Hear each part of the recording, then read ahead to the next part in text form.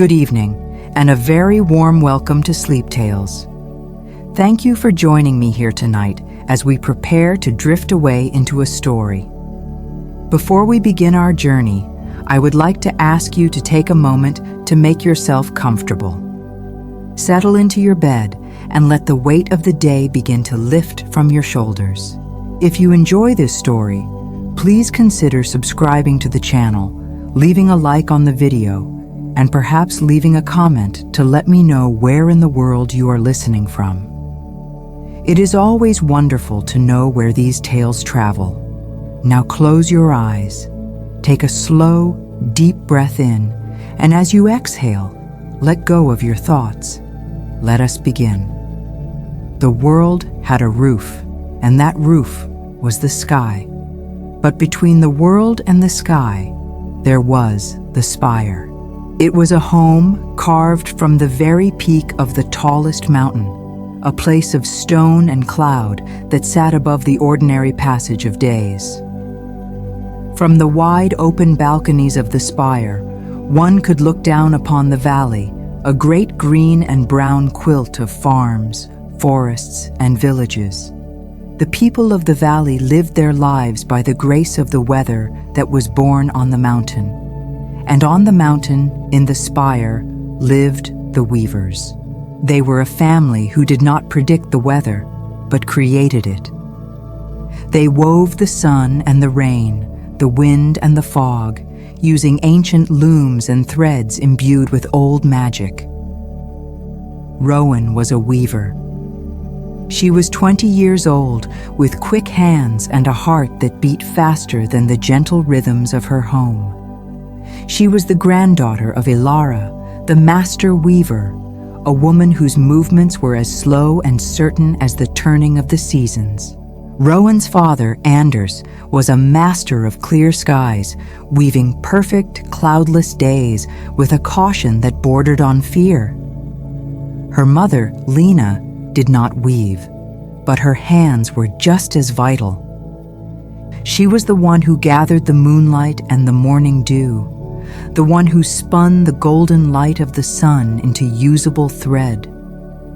They were a family bound by duty and love, living a life of quiet purpose, but a stillness had fallen over their work, a wrong kind of stillness.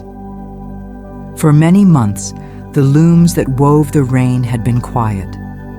A severe drought was burning the valley below. The great green quilt was turning to a blanket of brown dust. The river that snaked through the land was a pale, thin ribbon. A deep worry had settled over the spire, a worry as heavy and dry as the air itself. And in Rowan's heart, a desperate impatience grew. She looked at the suffering valley and believed she knew the answer. A storm. A great, powerful, drenching storm was needed to wash the world clean and bring back the green. But she was only permitted to weave the smallest things. A gentle morning mist, a breeze to stir the leaves. She felt she was ready for so much more, and she did not understand why her grandmother made her wait. She loved her family, she loved her home, but she dreamed of the day she could finally show them the strength she felt coiled inside her. Chapter 1. The Weight of a Cloudless Sky. The morning began, as all mornings did, with light. But this light was different. It was not the soft, gentle gold that Rowan was used to. It was a hard, white light that fell upon the stone floors of the spire without kindness. It carried with it a heat that had no place in the early hours of the day. The air itself felt thin and old, tired from holding no moisture for so long. Rowan stood at her own small loom, a simple wooden frame given to her on her 10th birthday. Her task for the morning was to weave a stirring wind, a simple pattern of clear threads that would move through the valley below and offer some small relief from the stagnant heat. Her fingers, usually so nimble and quick, felt clumsy. The threads were brittle, lacking the supple feel that came from damp air. They felt like dry grass, and she feared they might snap. She looked out from the weaving balcony, her eyes tracing the familiar lines of the world below. The sight caused a familiar ache to grow in her chest. The farmsteads, once vibrant squares of green and gold, were now patches of pale brown and dusty beige. The elderwood, a forest that was supposed to be a deep, lush green, looked tired. Its leaves were curled and yellowed at the edges. She could see the riverbed, a wide, pale scar on the land with only a trickle of water clinging to its center. The people of the valley were down there, people she had never met, but for whom she felt a deep and heavy responsibility. They were waiting. They were looking up at the empty sky, hoping for a sign, for a cloud, for a single drop of rain. And here she was, weaving a tiny, insignificant breeze that would do little more than move the dust around. It felt like a useless gesture, a child's game in the face of a true and terrible thirst. Her father, Anders, was already at the main loom, the one called Sunstone. He was a tall man, with worry etched into the lines around his eyes. His movements were precise, economical, and filled with a deep caution that Rowan found infuriating. He was weaving the day's sunlight. The golden threads passed through his fingers, creating a perfect, even sheet of light, with no clouds to soften its intensity. He believed in control. He believed that the worst thing a weaver could do was make a mistake. A poorly woven sky could bring a flash flood, a hailstorm, or a wind that could tear the roofs from houses. His solution to the drought was to do as little as possible, to provide the sun the valley needed to survive, but to risk nothing more. He called it prudence. Rowan called it fear. She finished her meager wind and stepped away from her loom. The soft gust that flowed down from the balcony was invisible, a ghost of a comfort. It was not enough. It would never be enough.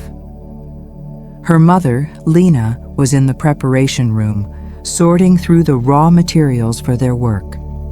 Usually this room was filled with the scent of damp earth and fresh rain. It held bowls of collected morning dew, skeins of fog spun on a silver spindle, and jars of captured starlight.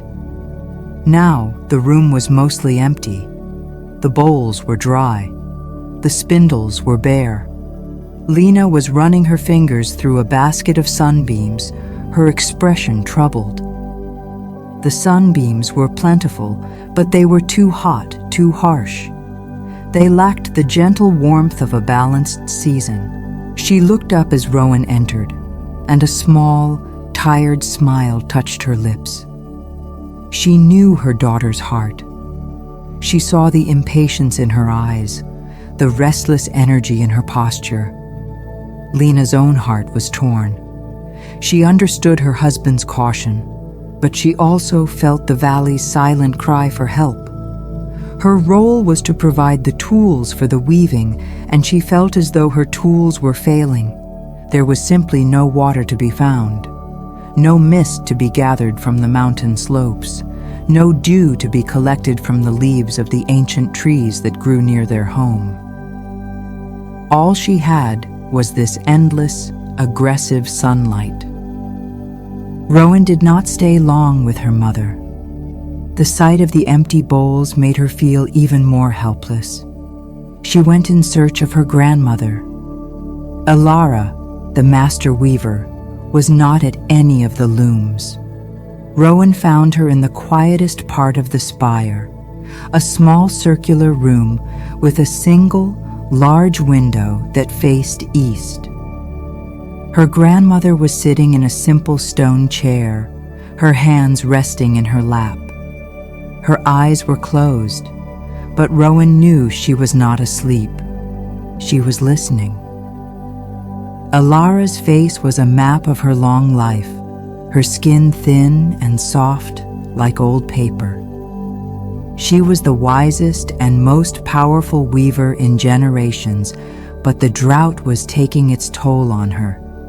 It was a physical weight, a sickness in the air that seemed to sap her strength. She could feel the thirst of the land as if it were her own. Rowan stood silently in the doorway, not wanting to disturb her. She watched the slow, even rise and fall of her grandmother's chest.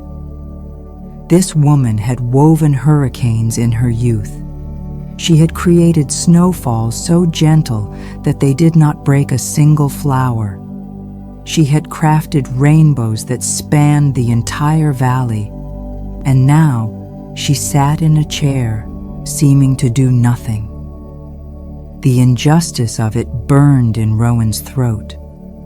Why was she not at the great loom, the one made of petrified wood and silver, the only loom strong enough to weave a storm?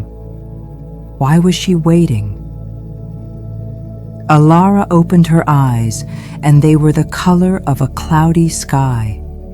They found Rowan in the doorway instantly.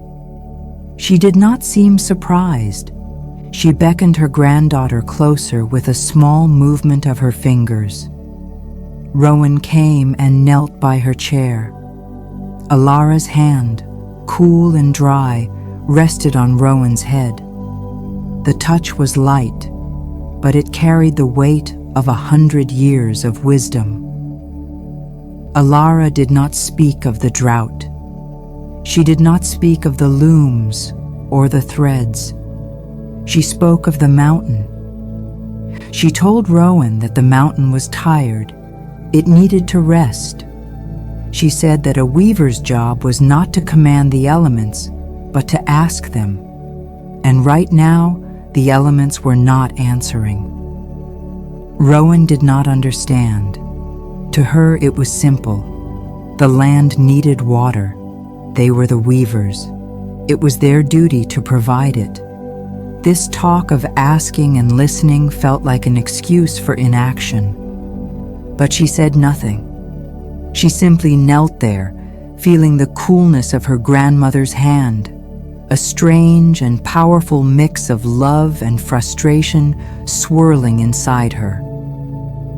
It was later that day, as the harsh sun began its slow descent, that they saw him. It was Anders who spotted him first, his keen eyes always scanning the paths that led up the mountain. He called out, his voice sharp with surprise. A figure, a tiny dark shape, was moving steadily up the winding trail that was rarely used by anyone but the weavers themselves. It was a long and difficult climb, a journey that took a full day for a healthy person. No one from the valley had come to the spire in years. They did not need to. They trusted the weavers to do their work. The arrival of a visitor could only mean one thing, that their trust was beginning to wear thin. Rowan, Lena, and Anders stood on the main balcony, watching the slow progress of the lone traveler. He was still too far away to make out any details, but his purpose was clear. He was coming to them. The sight sent a cold shiver through Rowan, despite the heat of the day. This was no longer an abstract problem, a brown patch on a distant map. This was a person who was so desperate that he had chosen to make the dangerous climb up the mountain. The family waited. The sun sank lower, painting the cloudless sky in shades of orange and red, colors that looked more like fire than water. The air did not cool. It was as if the stone of the mountain itself had baked all day and was now releasing its heat back into the world. As twilight began to settle, the figure finally reached the last switchback on the path. He was a young man, not much older than Rowan. He moved with the slow, heavy steps of someone who had pushed their body to its absolute limit. When he finally stepped onto the stone plateau of the spire's entrance, he swayed on his feet, his breath coming in ragged gasps. He was dressed in the simple, rough clothes of a farmer. His face was covered in a layer of fine dust, and his lips were cracked and pale. His eyes, however, were clear and determined. He looked at the three weavers standing before him, his gaze direct and pleading. In his hands, he held something with great care. It was a small plant. Or rather, it was what was left of a plant. Its stem was thin and bent. Its leaves were yellow and withered, and from its top hung a single, tiny, shriveled piece of fruit that had dried up long before it ever had a chance to ripen. It was a symbol of his journey, a symbol of the entire valley's plight. It was a small, dead thing, offered up to the creators of the weather. The young farmer's name was Kyle. He did not speak at first. Lena brought him a cup of precious water, and he drank it slowly, his hands trembling slightly. Rowan watched him, her heart pounding in her chest. She had never seen someone from the valley up close before. He looked so tired, so worn down by the sun she and her father had woven. She felt a sharp, personal pang of guilt. This was their fault. Their caution, their inaction had led to this. It had led to this boy climbing a mountain to beg for their help. Finally, Cale found his voice. It was hoarse and quiet. He told them about the valley. He spoke of the wells running dry, of the cattle growing thin, of the old folks getting sick from the heat. He described the endless, silent prayers for a single cloud to pass overhead. He did not speak with anger, but with a deep, profound sadness that was more cutting than any accusation. Then, he held out the withered plant. He explained it was a sunberry plant. In a normal year, they would be harvesting them by now. They were a sweet, juicy fruit that was a staple of their village. This year, this one tiny dead berry was all his family's entire field had produced. He offered it to them not as a gift, but as evidence, as proof of their suffering. He was not asking for a miracle. He was just asking for rain. That evening, the family gathered in the council room. It was a solemn space, with a large round table made from the polished heartwood of an ancient tree. Kyle sat with them, a quiet, exhausted presence at the edge of the room. Ilara was there too. She had been brought in by Lena, and she sat at the head of the table, her face pale in the lamplight, but her eyes sharp and focused. The withered plant sat in the center of the table, a stark reminder of their purpose. Anders spoke first. His voice was low and steady, full of the careful logic that governed his life. He said that he understood the valley's pain, but that a great storm weave, which was what Rowan had been silently pleading for with her eyes, was too dangerous. The drought had made the ground hard and unyielding. A sudden, heavy rain would not soak in. It would run off the fields, creating floods that would wash away what little topsoil was left. It would turn their river into a raging torrent that could destroy the village bridge. He argued for a slower approach. He suggested they spend weeks, maybe even months, weaving heavy morning dew and thick evening fog. They could try to gently coax the moisture back into the land, to soften the ground so it could accept a gentler rain later. It was a safe plan, a sensible plan. It was also a plan that might be too slow to save the valley from collapse. Rowan could not stay silent. She stood up, her hands clenched into fists at her sides. She spoke directly to her grandmother, her voice filled with the passion that her father so carefully suppressed. She argued that they did not have weeks or months. Kyle was here now. The people were suffering now. A slow, gentle approach was a luxury they could no longer afford. She said that they were weavers. They had power. What was the point of having that power if they were too afraid to use it when it mattered most? She insisted that a controlled storm, a great and cleansing rain, was the only answer. She knew it was dangerous, but she believed in their skill. She believed in her grandmother. As she spoke, she looked at Kyle. She saw a flicker of hope in his tired eyes, and it made her press her argument with even more force. This was their moment of truth, their reason for being. They could not let it pass by in a fog of caution and fear.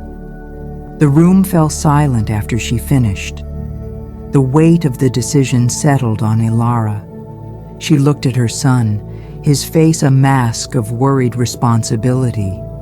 She looked at her granddaughter, her eyes blazing with fierce, youthful conviction. She looked at Kyle, the weary ambassador of a thirsty world. Then her gaze fell upon the dead plant in the center of the table. She reached out a frail hand and gently touched one of its dry, brittle leaves. It crumbled to dust at her touch. For a long moment she said nothing. The only sound was the faint, ever-present hum of the mountain. When she finally spoke, her voice was quiet, but it filled the room with an undeniable authority. She said that caution was a virtue and patience was a gift. But she also said that courage was a duty. She looked at Anders, her expression full of love, but also of gentle disagreement. She told him that his plan was wise, but that wisdom without action was not enough. Then she turned her eyes to Rowan. She said that passion was the fire that powered their craft, but that passion without control was just a wildfire. Finally, she looked at Kale and spoke to him as if they were the only two people in the room. She told him to return to his village in the morning. She told him to tell his people to secure their homes and bring their animals to high ground.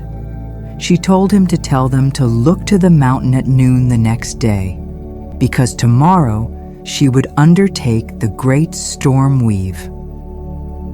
A current of shock went through the room. Anders started to protest, his face pale with alarm. Lena put a restraining hand on his arm. Rowan felt a surge of triumph, so powerful it almost made her dizzy. But it was immediately followed by a wave of cold fear. The great storm weave was the most complex and draining pattern a weaver could perform. It required immense strength and concentration. Her grandmother was so frail. Was this truly possible? Ilara seemed to sense her granddaughter's fear. She gave a small, almost imperceptible nod, a silent reassurance. In that moment, Rowan saw not a frail old woman, but the master weaver. she saw the strength that still resided deep within her, a strength made not of muscle, but of will and of love for the world below. The decision was made. The air in the room seemed to change, charged with a new energy, a mixture of terror and hope. Tomorrow, everything would be different. Tomorrow, they would try to save the world. Chapter 2. The Snapping of a Silver Thread. The dawn that followed the decision was unlike any other. A profound stillness had settled over the spire, a silence that was heavier than the usual morning calm. It was a silence filled with anticipation and a deep, unspoken fear. Rowan had not slept. She had spent the night watching the stars from her window, their distant, cold light offering no comfort. The air remained warm and dry, clinging to the stone of the mountain like a fever. In the first light of morning, Kyle the farmer departed. He did not say much.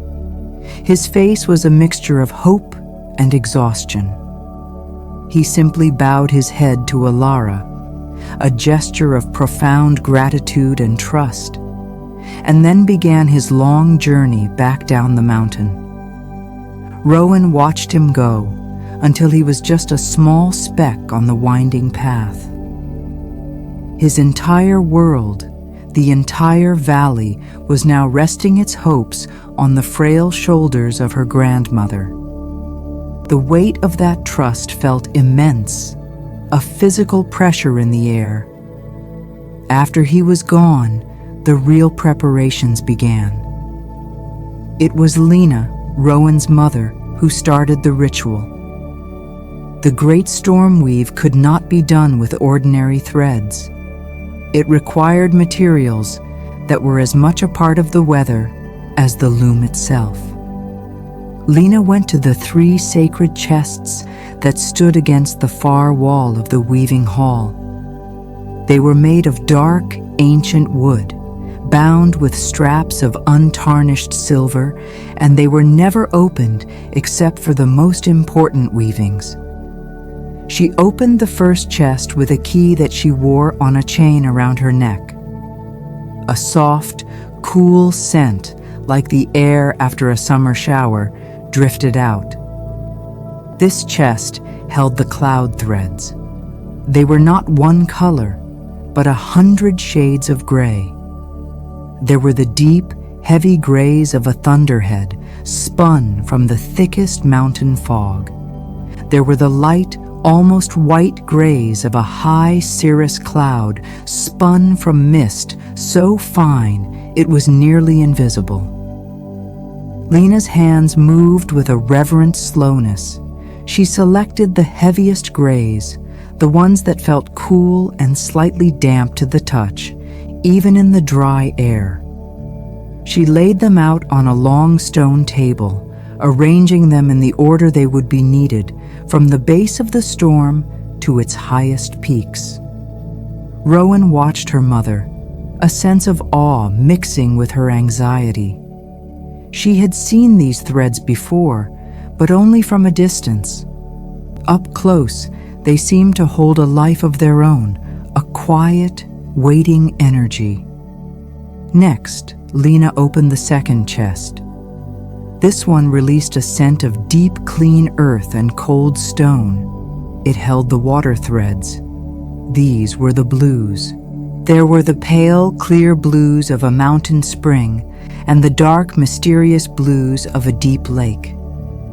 These threads were the heaviest, imbued with the very essence of water.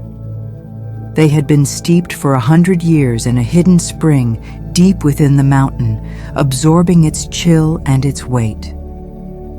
Lena selected the darkest of the blues, the ones that looked almost black in the dim light of the hall.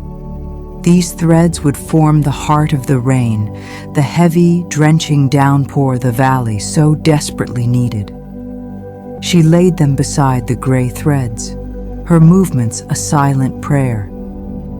Rowan felt an urge to reach out and touch them, to feel their coolness, but she kept her hands clasped tightly behind her back. She was just an observer today, a student watching a master at work. Finally, Lena opened the third and smallest chest. This one contained the most precious threads of all, the silver threads.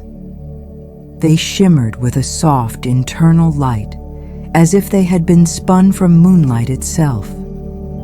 They were the threads of drizzle, of fine mist, of the delicate and gentle aspects of rain. They were incredibly fine and strong, each one created by collecting 1,000 drops of dew from the petals of the mountain flowers at dawn. In this time of drought, these were the rarest threads they possessed. They were what gave a storm its softness, its ability to nurture the ground rather than punish it. Lena handled them with extreme care, lifting a small, shimmering bundle from the chest. She placed them last on the table, a shining counterpoint to the dark blues and heavy grays. The materials were ready.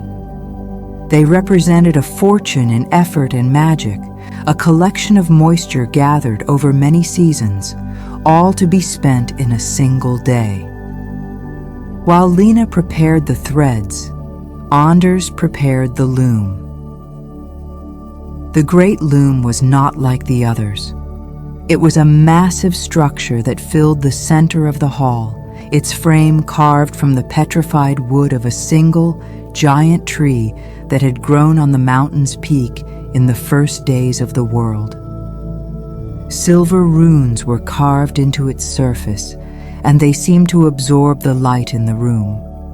The loom was usually dormant, its power sleeping. To wake, it required a slow and careful process. Anders moved around it, his face grim and set. He did not approve of this day's work, but his duty to his mother, the master weaver, was absolute. He checked every joint, every moving part.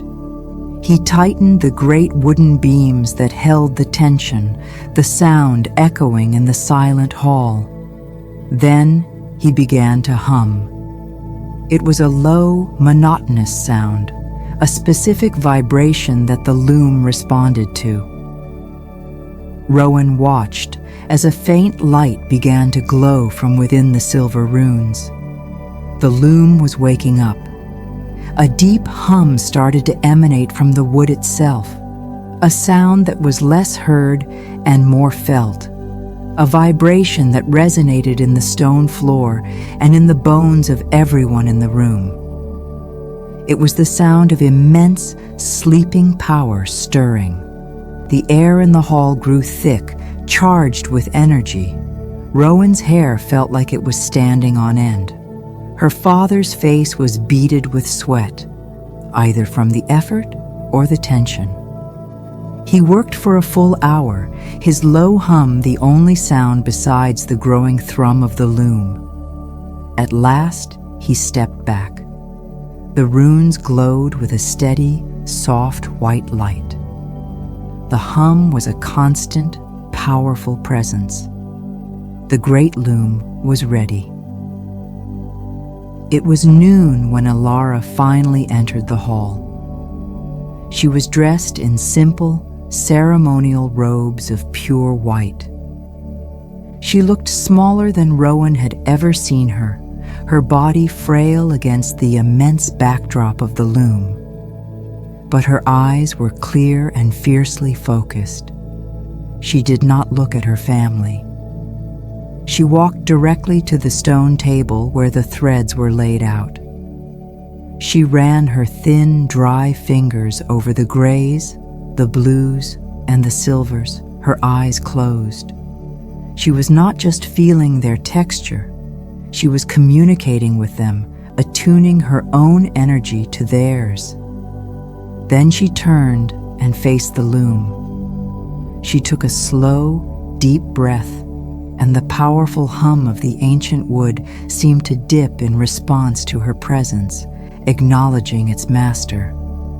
She sat on the weaver's bench, a simple, backless seat of dark stone. For a long moment, she just sat there, her hands resting on her knees. The entire world seemed to be holding its breath. Rowan stood by the far wall, between her mother and father. Lena's face was calm, her trust in her mother absolute. Anders, however, looked like a man watching a loved one walk into a fire. His hands were clenched into tight fists, his jaw set. Then Ilara began to weave. Her movements were impossibly slow at first. She took the darkest gray threads and began to set the warp, the vertical foundation of the weave. Her hands moved with an economy of motion that was mesmerizing to watch. There was no wasted effort, no hesitation. As she worked, the hum of the loom deepened and the light from the runes intensified. Rowan watched her grandmother's feet as they worked the petals, a gentle, rhythmic press and release that controlled the raising and lowering of the threads. It was a slow, steady heartbeat. The foundation of the storm was being laid. Once the warp was set, the real weaving began. Ilara took up the shuttle, a smooth, boat-shaped piece of wood that held the weft, the horizontal threads. She started with the heavy grays, passing the shuttle from one hand to the other through the opening in the warp threads. With each pass, a new line of color was added to the pattern. A soft thud echoed as she pressed the new thread into place with the beater. Shuttle, thud, shuttle, thud. The rhythm was hypnotic. It was the sound of creation. As the pattern grew, the atmosphere in the hall began to change. The dry heat that had plagued them for months began to recede. A distinct coolness filled the air, as if a window had been opened to a cellar deep underground. The air grew heavy, thick with a humidity that felt strange and wonderful. Rowan could feel the moisture on her skin. She took a deep breath, and for the first time in a long time, the air did not feel sharp and dusty in her lungs. It felt full and soft. She risked a glance out of the great archway that opened onto the balcony. The sky was still a harsh, empty blue. But directly above the spire, something was happening. A tiny wisp of white was forming out of nothing. It was the first cloud the valley had seen in almost a year. Her heart leapt with a fierce, soaring hope. It was working. Her grandmother was a miracle worker. She turned her attention back to the loom. Ilara was now weaving with the deep blue threads. They were harder to work with, their weight resisting the loom. Rowan could see the strain beginning to show on her grandmother. Her face, which had been a mask of calm concentration, was now pale. A fine sheen of sweat covered her brow. Her breathing was becoming more audible, a soft, rhythmic exhale with every press of the beater. But her hands remained steady. The shuttle flew back and forth, and the deep, rich blue of a rain-heavy sky began to fill the center of the weave. The pattern was beautiful and terrifying. It looked like a living storm, captured in thread. The energy in the room intensified. The hum of the loom was now a low growl of power. Rowan could smell ozone in the air, the sharp, clean scent that comes after a lightning strike. The light from the silver runes on the loom was no longer soft. It was a brilliant, pulsing white that cast dancing shadows on the stone walls. Outside, the single wisp of a cloud had grown. It was now a proper cloud, dark gray and heavy at its base, its edges a brilliant white where it caught the sun. It hung directly over the mountain peak, a solitary promise in the vast, empty sky. Hope swelled in Rowan's chest so intensely it felt like pain. She wanted to shout with joy. She wanted to run to her grandmother and thank her. But she stayed frozen in her spot, knowing that any disturbance could be disastrous. The weave was not yet complete. The storm was formed, but it had not yet been given the command to release its rain. That was the final, most delicate part of the pattern. That was the purpose of the silver threads. Alara's movements were slowing. The initial fluid grace was giving way to a visible, painful effort. Each press of the pedal seemed to take a little more out of her. Her arms trembled slightly as she passed the heavy shuttle. Anders took an involuntary step forward, his face a mess of fear and concern, but Lena's hand on his arm stopped him. There was nothing they could do. The weave, once started, had to be completed. To stop now would be to unmake the storm, to waste all the precious materials and all of Alara's monumental effort. Rowan's hope was now tangled with a growing, sickening dread. She could see the life force of her grandmother being woven directly into the pattern. The storm was being made not just of thread and magic, but of Alara's own strength. Alara paused for a moment, her hands resting on the half-finished weave. She closed her eyes and took a single, shuddering breath. Rowan saw her lips move, whispering something too quiet to hear. A silent prayer, or a silent command to her own failing body. Then her eyes opened again, and she reached for the silver threads. This was the final stage. The silver threads had to be woven in with an incredibly light touch. They were the trigger, the part of the pattern that would tell the cloud to release its moisture as a gentle, soaking rain and not a destructive downpour. Alara's hands, which had been so sure and steady, now seemed clumsy. Her fingers fumbled as she tried to thread the small, shimmering strands into the shuttle. Rowan held her breath. She felt her own hands mimicking the motion, her fingers twitching as if she could somehow help from across the room. Finally, Alara had the shuttle threaded. She took another deep breath and began the final part of the weave. She passed the shuttle through the warp. A single, shimmering line of silver appeared in the dark tapestry of the storm. It was beautiful. Then she brought the beater forward to press the thread into place. But her movement was weak. The thud was not as solid and certain as it had been before. She passed the shuttle again. Another silver line appeared. She tried to work faster, as if she knew her strength was fading with every second. Her rhythm, which had been the steady heartbeat of the storm, was now erratic. It was becoming a frantic, desperate struggle. Rowan could no longer bear to watch her grandmother's face. She looked at the weave itself. The silver threads were not lying flat and even. They were slightly crooked, their tension uneven.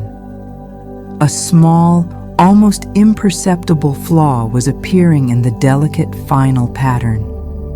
Then it happened. It was not a loud or dramatic event. It was a tiny, insignificant sound that cut through the powerful hum of the loom. A single silver thread, stretched too tight by a trembling hand, gave way. It snapped. The sound was no louder than a plucked harp string, a tiny musical ping. But in the charged silence of the weaving hall, it sounded like a thunderclap. For a single, horrifying moment, everything froze.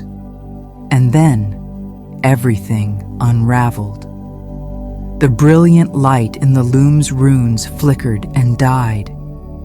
The deep, powerful hum that had filled the room ceased instantly, plunging the hall into a shocking, profound silence.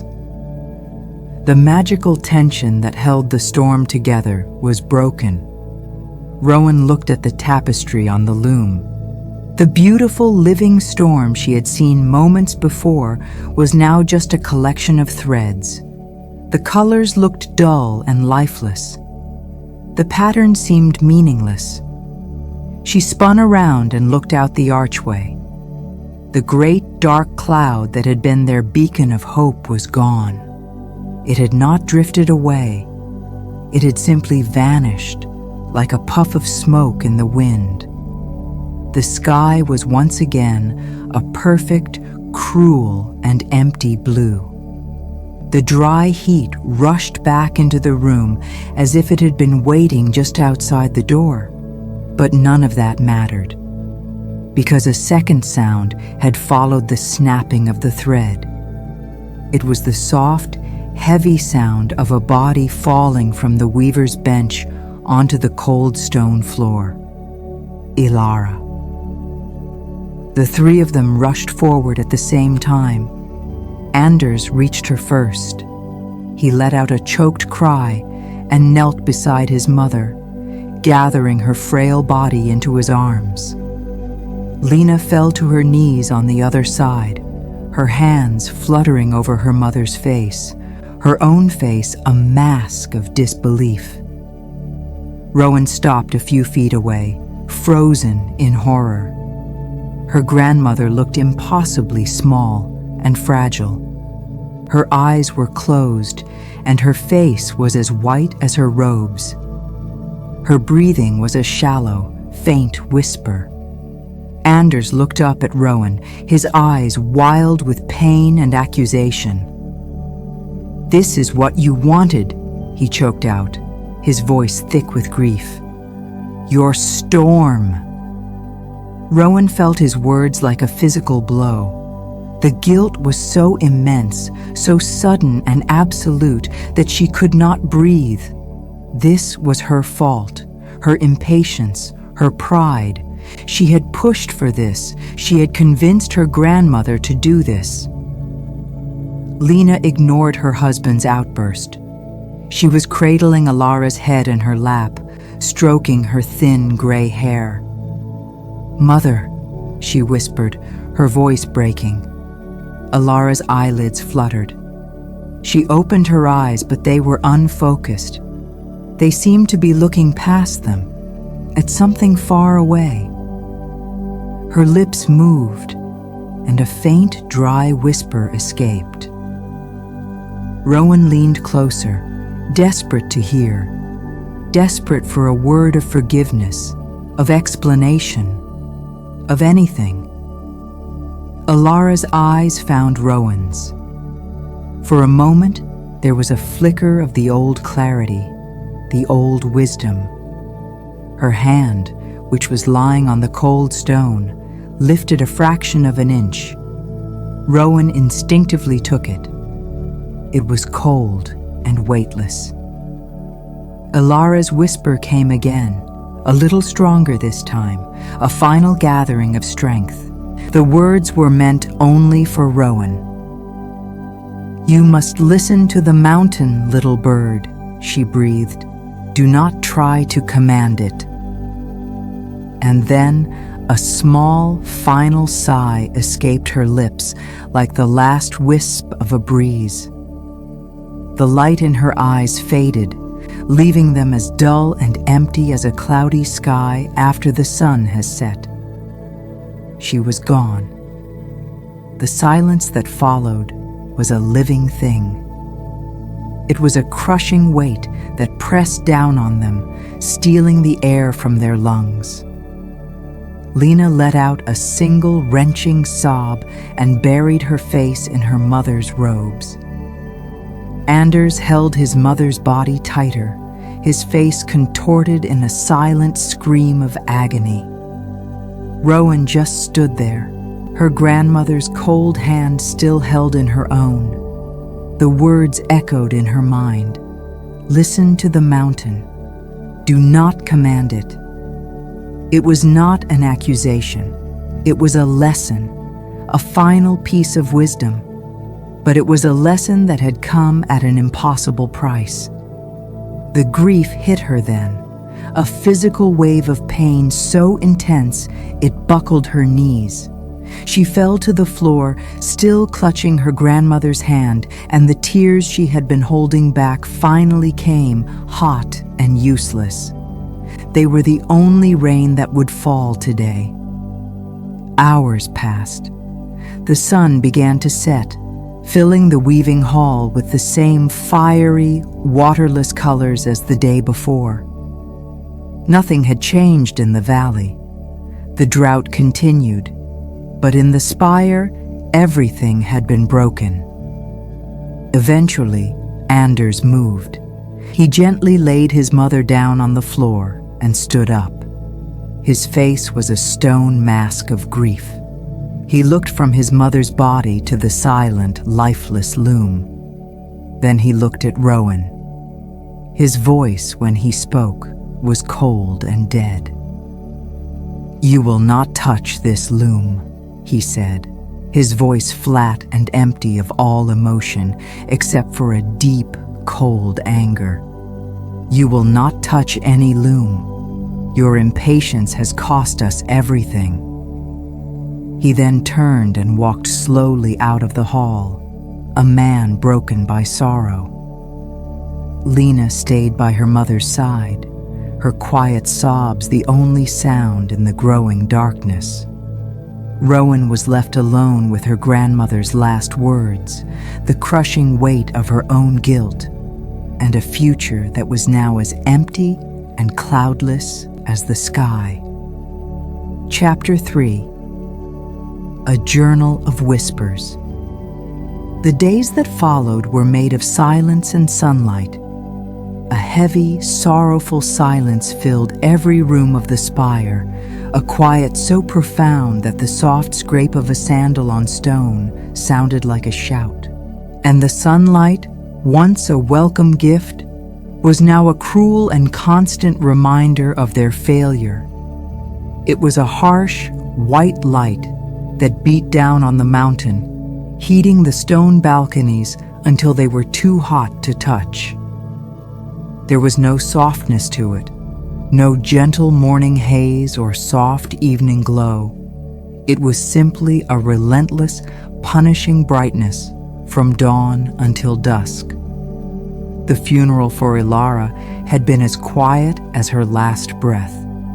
There was no ceremony as the valley people would know it. The weavers did not bury their dead in the earth. Instead, Anders and Lena wrapped Ilara's body in a simple white cloth, the same cloth used for weaving the purest clouds. They carried her to the highest point of the spire, a small, windswept ledge known as the Weaver's Perch. Rowan followed them, her feet feeling like lead. From this perch, they could see the entire world spread out below them. They placed her on a stone bier that had been used for generations. They did not speak. They did not weep. They simply stood with her as the sun set, its fiery light bathing her in gold. Then, as the first stars appeared, a wind began to blow. It was not a wind they had woven. It was the mountain's own breath, a cold, clean wind that smelled of stone and ice. It swirled around the bier, gently lifting the edges of the white cloth. Over the course of the night, the wind took her, not her body, but her essence, her spirit, breaking it down into 1,000,000 invisible particles and scattering them into the sky. It was said that a master weaver's spirit would become part of the very air, their wisdom infused into the mists and the clouds. By morning, the stone bier was empty, but the mountain did not feel empty. It felt watchful. Grief settled into the spire like a fine layer of dust, covering everything. Each member of the small family retreated into their own silent world of sorrow. Anders spent his days at the sunstone loom. His grief was a sharp and angry thing, and he poured it into his work. He wove sunlight, perfect, flawless, monotonous sunlight. His movements were rigid and precise, his face a hard mask. He would sit at the loom for hours, his back straight, his hands moving with a mechanical rhythm.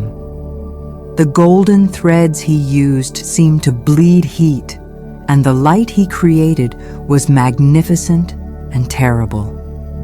It was the light of a desert, the light of a world without water. Each perfect, cloudless day he wove was a monument to his control, a way of ensuring no mistakes could ever be made again. He was building a wall of light and heat to protect them from the chaos of a storm, the chaos that had taken his mother. He never spoke to Rowan. He did not even look at her. His silence was a constant, heavy accusation that followed her everywhere. It was worse than any shouted word. Lena's grief was different. It was a soft, gray thing, like a persistent fog. She did not weave.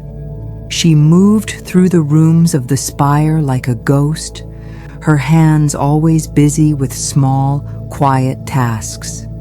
She would sort the threads, even though there was no moisture to spin new ones. She would clean the already spotless stone floors. She would fold and refold the ceremonial robes. Her movements were slow and deliberate, each small action a way of holding on to the familiar routines of a life that had been shattered. She would often go and stand before the great loom, which stood silent and dark in the center of the weaving hall. She would run her hand over the cold wood, her expression lost and distant. She spoke to Rowan in quiet, simple phrases, asking if she had eaten, telling her to rest. But her eyes were full of a deep, unreachable sadness. She did not blame Rowan, but she did not have the strength to offer her comfort either. She was lost in her own sea of loss, and Rowan was adrift. Her father's command had chained her. She was a weaver who could not weave. Her hands, which were always so restless, so eager to be working the threads, now felt useless and empty. She would clench and unclench them, the phantom feeling of a shuttle in her palm. The guilt was a physical thing, a stone in her stomach. Her father's words, "Your impatience has cost us everything," played over and over in her mind. She knew he was right. She had pushed. She had been arrogant. She had believed that power and will were enough. And her grandmother, in her love for her, had tried to give her the storm she wanted, and it had cost her her life. Rowan spent her days wandering the halls and balconies of the spire. She felt like an intruder in her own home. The relentless sun her father wove felt like a personal punishment. It beat down on her, reminding her of the dry, cracked earth below, of the thirsty people in the valley, of the promise that had been broken. The drought, of course, was getting worse. The valley, when she dared to look at it, was a study in shades of brown and yellow. The thin ribbon of the river was now barely visible. The elderwood looked like a collection of skeletons. She imagined Cale, the young farmer, looking up at the sky each day, seeing only the perfect, cruel blue that her father had made. And she felt a fresh wave of shame wash over her. Days bled into a week, then two. The rhythm of their silent grieving became a kind of new, painful routine. The perfect sunrise, the long, hot day of Anders's weaving, the quiet, sad movements of Lena, the aimless wandering of Rowan, and the fiery, waterless sunset. Nothing changed. The stone in Rowan's stomach did not get lighter, it grew heavier.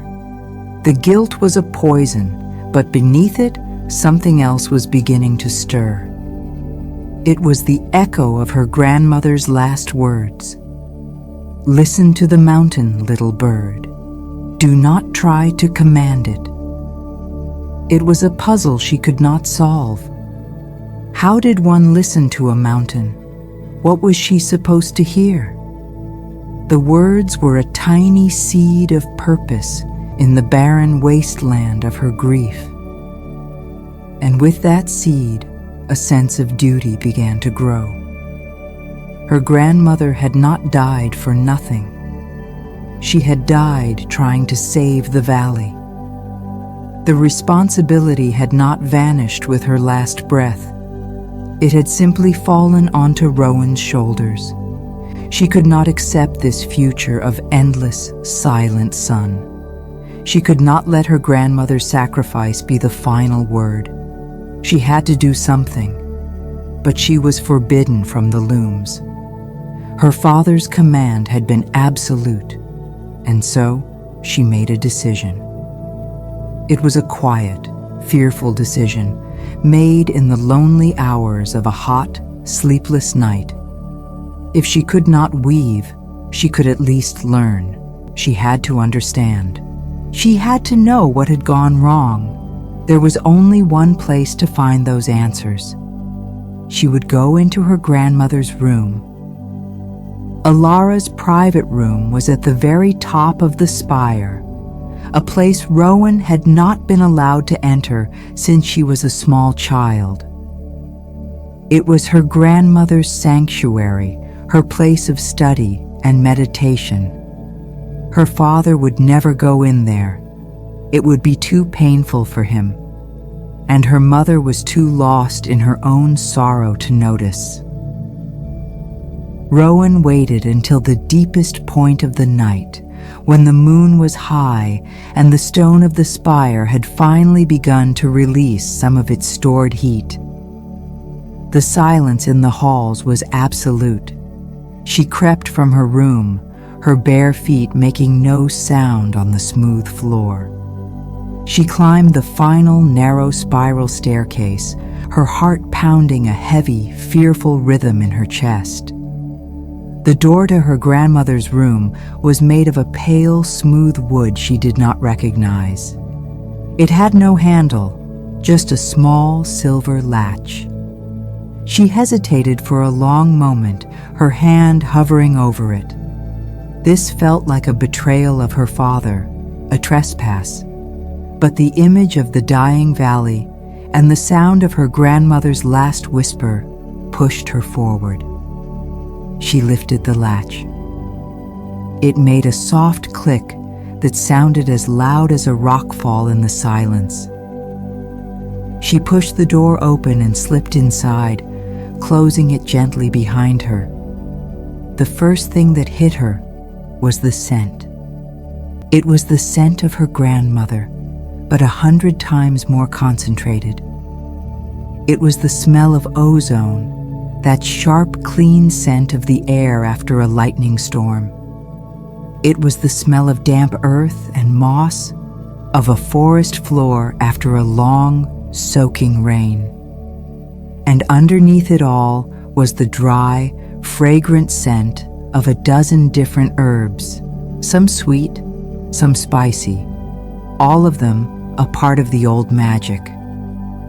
The room was circular, with a high domed ceiling, a single large round window like a great eye looked out over the valley. The moonlight streamed in, bathing the room in a soft silver light. It was not a bedroom. It was a workshop, a library, and a sanctuary all in one. The curved walls were covered with shelves, and the shelves were filled not with books, but with curiosities. There were bowls filled with smooth gray river stones. There were jars containing different colors of sand. There was a collection of fulgurites, the strange glassy tubes of sand that are formed when lightning strikes the ground. Bunches of dried herbs hung from the ceiling beams. Tacked to the walls between the shelves were dozens of sketches, drawn on pieces of thin, papery bark. They were all sketches of clouds, every kind of cloud imaginable. There were detailed studies of the towering shapes of thunderheads, soft, smudged drawings of morning fog, and delicate, wispy lines depicting the high, icy clouds of winter. Her grandmother had been a student of the sky, a scholar of the weather. This room was her research, her life's work. It felt sacred. Rowan moved slowly into the center of the room, her eyes taking everything in. This was the heart of her grandmother's power. It was not in her hands or at the loom. It was here, in her deep, patient observation of the world. She ran her fingers over a bowl of what looked like small, dark pebbles. They were cool to the touch. The label next to the bowl, in her grandmother's elegant script, read, "Hailstones from the Great Winter." She saw a map on a table, but it was not a map of the land. It was a map of the winds, showing the great invisible currents that flowed around the mountain. This room was filled with a deep, quiet magic, the magic of understanding. Rowan felt a profound sense of her own ignorance. She had thought weaving was about mastering a pattern, about having the skill and strength to execute it. But this room told a different story. It spoke of listening, of watching, of knowing an element so well that you could ask it to do your bidding. Rowan began to search. She did not know what she was looking for. A book of patterns, perhaps. A secret guide to the great storm weave. She ran her hands along the spines of the few books that were tucked between the jars and bowls. They were old books, filled with star charts and studies of plants. Nothing about weaving. She felt a growing sense of disappointment. Had she been wrong to come here? Was there nothing here for her but memories? Then she saw it. On a small, low shelf, almost hidden behind a large geode crystal, was a single, leather-bound book. It was not large, but it looked very old. The dark brown leather was worn smooth at the edges, and it was held shut by a simple leather strap. It had no title on its spine or cover. It was completely plain. Rowan's heart gave a little jump. She reached for it, her fingers trembling slightly. The leather felt soft and supple in her hands. She undid the strap and opened it. She had been expecting neat rows of instructions, technical drawings of loom setups, and complex patterns laid out like a map. She was prepared for a textbook, a manual that would explain the mechanics of her grandmother's art. The first page was not what she expected at all. There were no diagrams, there were no instructions. There was only a single, beautifully drawn sketch of a frost pattern on a window pane, and underneath it, a few lines of her grandmother's handwriting. It was not an instruction. It was a poem about the quiet artistry of the cold. Rowan slowly turned the pages. Each page was the same. A sketch of something from the natural world and a few lines of text. A drawing of a spider web, heavy with dew, its threads glistening like jewels. The text beside it did not explain how to weave mist. It simply said, "The world is remade in silver every morning." She saw a sketch of a single falling leaf caught in a gust of wind. The text read, "The wind does not shout. It whispers the direction of its journey." She saw a drawing of a deep pool of water, its surface reflecting the sky. The text read, "Stillness is not emptiness. It is a reflection of everything." Rowan sat down on the floor, the open journal in her lap, feeling a profound sense of confusion and disappointment. This was useless. It was a book of poems and pretty drawings. It was the diary of a naturalist, not the secret manual of a master weaver. Where were the answers? Where was the knowledge she so desperately needed? She felt a familiar sting of impatience. She had risked her father's wrath to come here, and for what? For poetry? She almost closed the book, ready to give up. But her grandmother's face flashed in her memory. The calm, wise eyes, the gentle smile. She would not have kept this book so carefully if it were not important. There had to be something more here. Rowan forced herself to slow down. She forced herself to breathe. She remembered her grandmother's words. Listen. She went back to the beginning of the journal and started again. This time, she did not scan the pages looking for answers. She read each entry slowly. She looked at each sketch, not just as a drawing, but as a moment of observation. She tried to see the world through her grandmother's eyes. She read about the sound of rain on broad leaves, how it was a different sound from rain on stone. She read about the color of a cloud just before it releases snow, a particular shade of deep, bruised purple. She read about the feeling of the air just before a storm, a heavy electric stillness that made the hairs on your arms stand up. The journal was not a book of instructions. It was a book of feelings. It was a record of sensory experiences. Her grandmother was not describing how to make rain. She was describing what rain was, what it felt like, what it sounded like, what it smelled like. As Rowan read, a slow, deep understanding began to dawn in her mind, like a sun rising through a thick fog. She had been wrong about everything. Weaving was not a mechanical skill. It was not about forcing the threads into a pattern. It was an act of translation. It was about taking a feeling, a deep sensory understanding of an element, and translating that feeling into the language of the loom. You could not weave a storm if you did not know the heart of a storm. You could not weave a gentle breeze if you did not understand the nature of a whisper.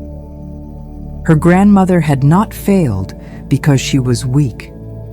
The weave had failed because she had been trying to create a storm from memory and will alone, without the true essence of it present. The drought had starved the land, and it had also starved her of the connection she needed. Rowan turned the pages with a new sense of reverence. This journal was more valuable than any book of patterns. It was a guide to a different way of seeing, a different way of being. She was nearing the end of the book when she found a page that was different from all the others. It was not a sketch of nature. It was a drawing of the great loom. It was a simple, schematic drawing, but it was filled with an energy that the other drawings did not have. Flowing from outside the drawing and into the loom were 3 distinct, wavy lines. They looked like rivers of energy pouring into the weave. And next to each line was a phrase written in her grandmother's clearest, most deliberate script. The first line pointed to a sketch of a full moon hanging over a perfectly still lake. Next to it were the words, "The coolness of a quiet mind." The second line pointed to a sketch of a bolt of lightning striking the highest, most jagged peak of the mountain. Next to it were the words, "The spark of a fearless heart." The third and final line pointed to a sketch of a figure deep inside a cave, their head pressed against the stone wall as if listening. Next to it were the words, "The Song of the Stone." Rowan stared at the page, her breath caught in her throat. This was it. This was the answer. It was not a pattern, it was a recipe. The great storm weave was not just made of gray and blue and silver threads. It was made of these 3 things as well. They were living ingredients, essential components that had to be found and understood and woven into the very fabric of the spell. They were not materials you could store in a chest. They were experiences. They were states of being. The coolness of a quiet mind, the spark of a fearless heart, the song of the stone. It all made a terrifying, brilliant sense. Her grandmother had tried to weave the storm without them, relying on her memory of them, and the strain had been too much. Rowan finally understood. The path forward was not at the loom. Not yet. The path forward was out there, on the mountain. She had to find these ingredients. She had to experience them. She had to learn to listen. A feeling spread through her chest that she had not felt in weeks. It was not happiness.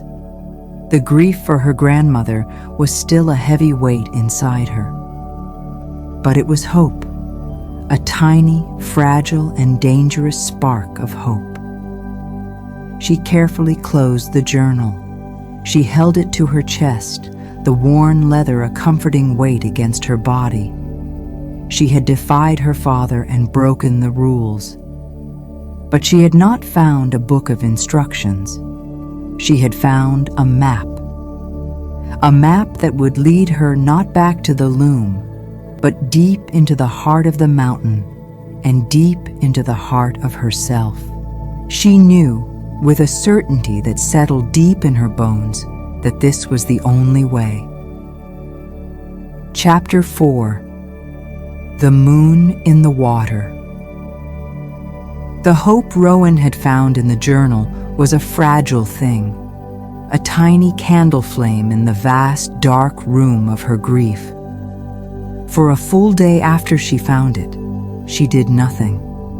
She kept the journal hidden beneath the mattress of her simple bed, and she went about her aimless wandering as if nothing had changed. She needed to let the discovery settle within her. It was a dangerous hope. It would require her to defy her father in a way that was far more serious than simply entering a forbidden room. It would require her to leave the spire.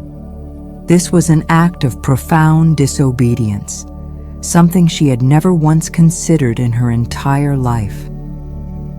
Her world had always been the smooth stone floors and high, arching ceilings of her home. The mountain was something to be looked upon from a safe distance, a wild and powerful neighbor, not a place to be explored. But the words from the journal were a constant, quiet whisper in her mind. The coolness of a quiet mind, the spark of a fearless heart, the song of the stone. They were not just phrases, they were a path, a difficult, terrifying path, but the only one she could see. On the third night after finding the journal, she made her choice. She lay in her bed, listening to the deep silence of the spire. Her father would be asleep, exhausted from his long, angry day at the sunstone loom. Her mother would be in her own room, lost in her soft, gray sorrow. No one would know. She slipped out of bed, her movements slow and deliberate. She dressed not in her soft weaver's clothes, but in the sturdy trousers and tunic she wore for the rare occasions she had to help with heavy work. She laced up a pair of tough leather boots, their soles worn smooth from the stone floors. She moved to the small kitchen, her feet making no sound. The kitchen was a cool, dark space that smelled of dried herbs and stone-ground flour. She took a small cloth sack and placed inside it a loaf of hard bread, a piece of dried fruit, and a water skin, which she filled from the cistern that collected the rare and precious water they had. It was not much, but she did not know how long she would be gone. Then she went back to her room and retrieved the journal. She wrapped it carefully in a spare piece of cloth and tucked it deep inside her sack. It was her map and her guide, her only connection to her grandmother's wisdom. There was one last thing she needed. In a small carved wooden box where she kept her few personal treasures, there was a spool. It was a small spool carved from a piece of pearly white stone. Her grandmother had given it to her years ago, telling her it was for gathering very special threads. Rowan had never used it. She had never had a thread special enough. Now, she held it in her palm. It felt cool and smooth. She did not know if it would work for collecting moonlight, but it was all she had. She placed the spool carefully into a small pocket where it would be safe. She was ready. Standing at the door of her room, she hesitated. A wave of fear and guilt washed over her. She was abandoning her family and their grief. She was disobeying her father's command. But then she pictured the valley, the dry, cracked earth, the tired face of the farmer Kael. She heard her grandmother's last words. This was not for herself. This was for them. She took a deep breath, opened her door, and stepped out into the silent, sleeping home. Leaving the spire unseen was easier than she had imagined.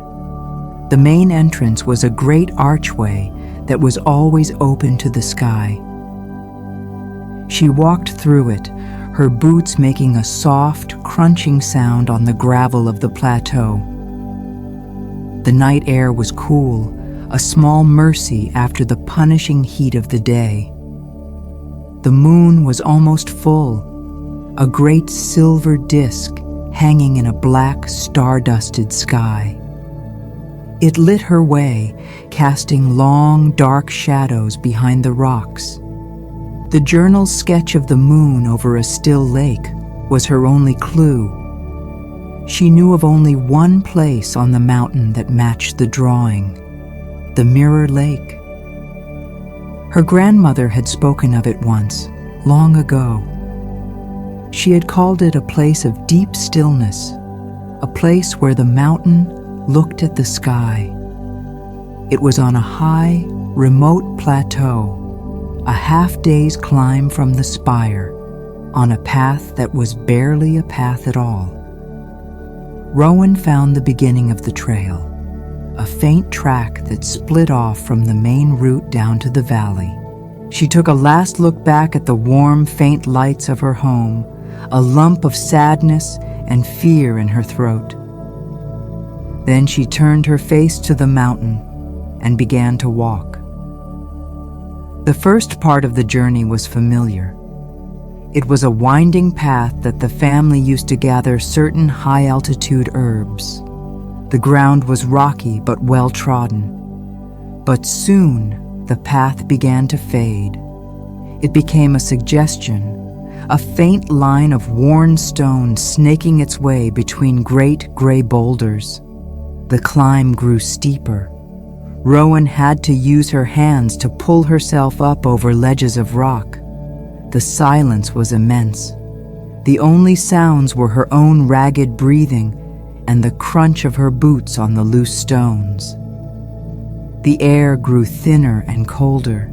She was moving above the comfortable altitudes of her home into the harsher, wilder parts of the mountain. She tried to keep her mind clear, to focus only on her next step. But her thoughts were a storm. She thought of her father, how his face would look when he discovered she was gone. She pictured his anger, the cold, hard set of his jaw. She thought of her mother, and a pang of guilt shot through her. Her mother had already lost a mother. Now she would wake to find her daughter gone as well. And always there was the memory of her grandmother collapsing at the loom. The tiny, sharp sound of the snapping silver thread, the life fading from her eyes. These thoughts were a heavy weight, just as heavy as the sack on her back. They made her steps clumsy. She stumbled, her ankle twisting on a loose rock.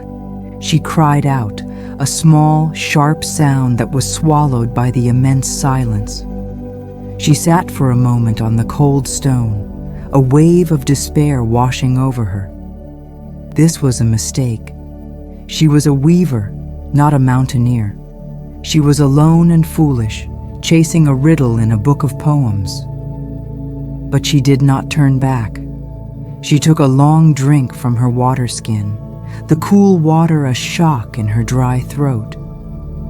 She looked up at the moon. It seemed to hang right over the next ridge, a silent, patient guide. She remembered why she was doing this. Not for herself, not for glory, but for the valley, for her grandmother. She got to her feet, her ankle aching slightly, and continued her climb. The world around her was made of rock and moonlight. Great, silent shapes of stone rose up on either side of her, their faces a patchwork of silver light and black shadow. She saw small, hardy plants growing in the cracks, their leaves tough and waxy. They were survivors. They knew how to live in this harsh and beautiful place. She began to feel a strange sense of companionship with them. They were alone too, but they were not afraid. They simply were. As she climbed higher, the view began to open up. She could see the great dark mass of the world spread out below her. The valley was a pool of absolute blackness, with not a single light to be seen. And above, the stars were so bright and clear they looked like tiny holes punched in a black cloth. She had never seen the world like this. From the balconies of the spire, the world was a map, a thing to be observed. But out here, she was in it. She was a tiny, living part of the immense, silent landscape. It was terrifying, and it was also beautiful. After what felt like hours of climbing, The ground began to level out. The steep, rocky path gave way to a wider, flatter expanse of stone. She had reached the plateau. It was a vast, open space, a great dark table at the top of the world, and in the center of it, just as the drawing had shown, was the lake. The mirror lake was not large. It was a perfect circle of water, its edges meeting the dark, smooth stone of the plateau with no shore, no reeds, no sign of life. It was a hole in the world, filled with the night sky. Rowan walked slowly towards it, her footsteps echoing in the stillness. The water was as black and smooth as polished glass. It did not move. There was no ripple, no tremor. It was perfectly, absolutely still. And in its center, the reflection of the moon was so perfect, so clear, that it looked like a real moon, a silver coin lying on a bed of black velvet. It was a place of profound peace. But Rowan did not feel peaceful. Her heart was still pounding from the climb. Her mind was a whirlwind of worry and guilt. She was here. She had made it. Now she had to get the ingredient, the coolness of a quiet mind. She walked to the edge of the lake and knelt down. The stone was cold beneath her knees. She took the small, pearly spool from her pocket. She looked at the moon's reflection, shining and perfect in the water. She did not know what to do next. The journal had not given instructions. How did one gather moonlight? Did she dip the spool in the water? Did she just hold it over the surface? She felt a surge of her old impatience.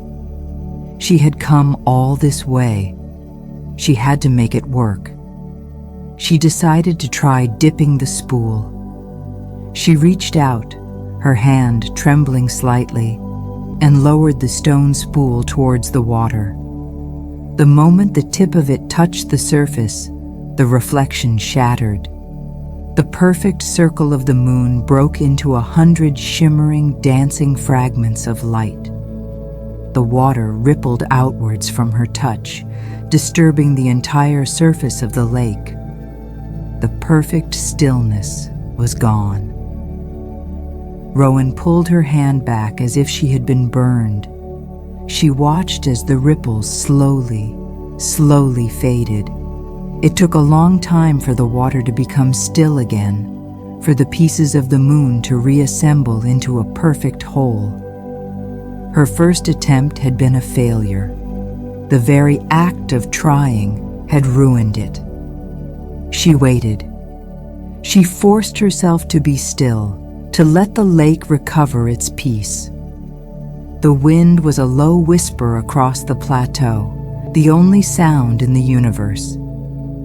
After a long while, the lake was a perfect mirror once more. She would try again. This time, she would not touch the water. She would hold the spool just above the surface. Maybe the light would be drawn to it. She leaned forward, holding the spool as steadily as she could, her eyes fixed on the moon's reflection. She held it there for what felt like an eternity. Nothing happened. The moon stayed in the water. The spool stayed empty in her hand. Her arm began to ache. Her back began to hurt from her awkward leaning position. Frustration began to build inside her, a hot, angry feeling. Why was this not working? What was she doing wrong? Was the journal a lie? Was this all a fool's errand? The anger boiled over. In a moment of pure, childish rage, she picked up a small, loose pebble from the edge of the lake and threw it into the water. It made a soft plopping sound, and the perfect reflection was destroyed once more. The shattered moonlight seemed to mock her. She let out a long, ragged sigh and fell back into a sitting position, her head in her hands. She had failed. She was a failure. She had failed her grandmother at the loom, and now she was failing her here. She sat like that for a long time, the cold of the stone seeping into her clothes. Despair was a cold, heavy blanket. She was tired and sore and utterly alone. She thought about giving up, about returning to the spire in shame. She could accept her father's silent punishment. She could live out her days as a weaver who could not weave. It would be an empty life, but it would be easier than this. Easier than this constant, painful striving. As she sat there in her misery, a sound came back to her. It was not a sound on the wind. It was a sound in her memory. It was her grandmother's voice, a faint, dry whisper. Listen. Listen to the mountain. She had not been listening. She had been commanding. She had come here with a goal, with a demand. She had tried to force the lake to give her what she wanted. She had been acting just like she had before, full of impatience and will. And she had failed for the same reason. She lifted her head. The lake was still settling, the last of the ripples fading at its edges. She looked at it, really looked at it, for the first time. She did not see it as a puzzle to be solved. She saw it as a thing of beauty, a quiet, ancient presence. It was not there to serve her. It was just there. And she was just there, a guest in its silent home. She made a conscious decision. She would stop trying. She would stop wanting. She would just sit, and she would listen. She found a more comfortable position, her back resting against a smooth, low boulder. She wrapped her arms around her knees to keep warm. She looked at the lake. She did not look at the moon's reflection with a purpose. She just watched it. She watched the way the starlight glittered on the dark water. She listened. The only sound was the whisper of the high-altitude wind. She focused on that sound. She followed its currents as they moved across the plateau. She stopped thinking about her father, about her mother, about her guilt. She let those thoughts go. They were still there, but she did not hold on to them. She let them drift away on the wind. She sat and she breathed, in and out, a slow, steady rhythm, the rhythm of the sleeping world.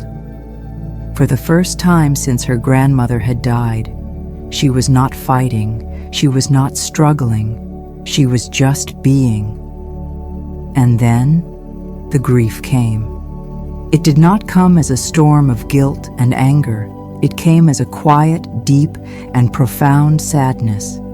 It rose up in her chest, a slow, aching wave. She thought of her grandmother. She thought of her smile. She thought of the way her hands felt, cool and dry. She thought of all the years they had spent together, all the lessons, all the love.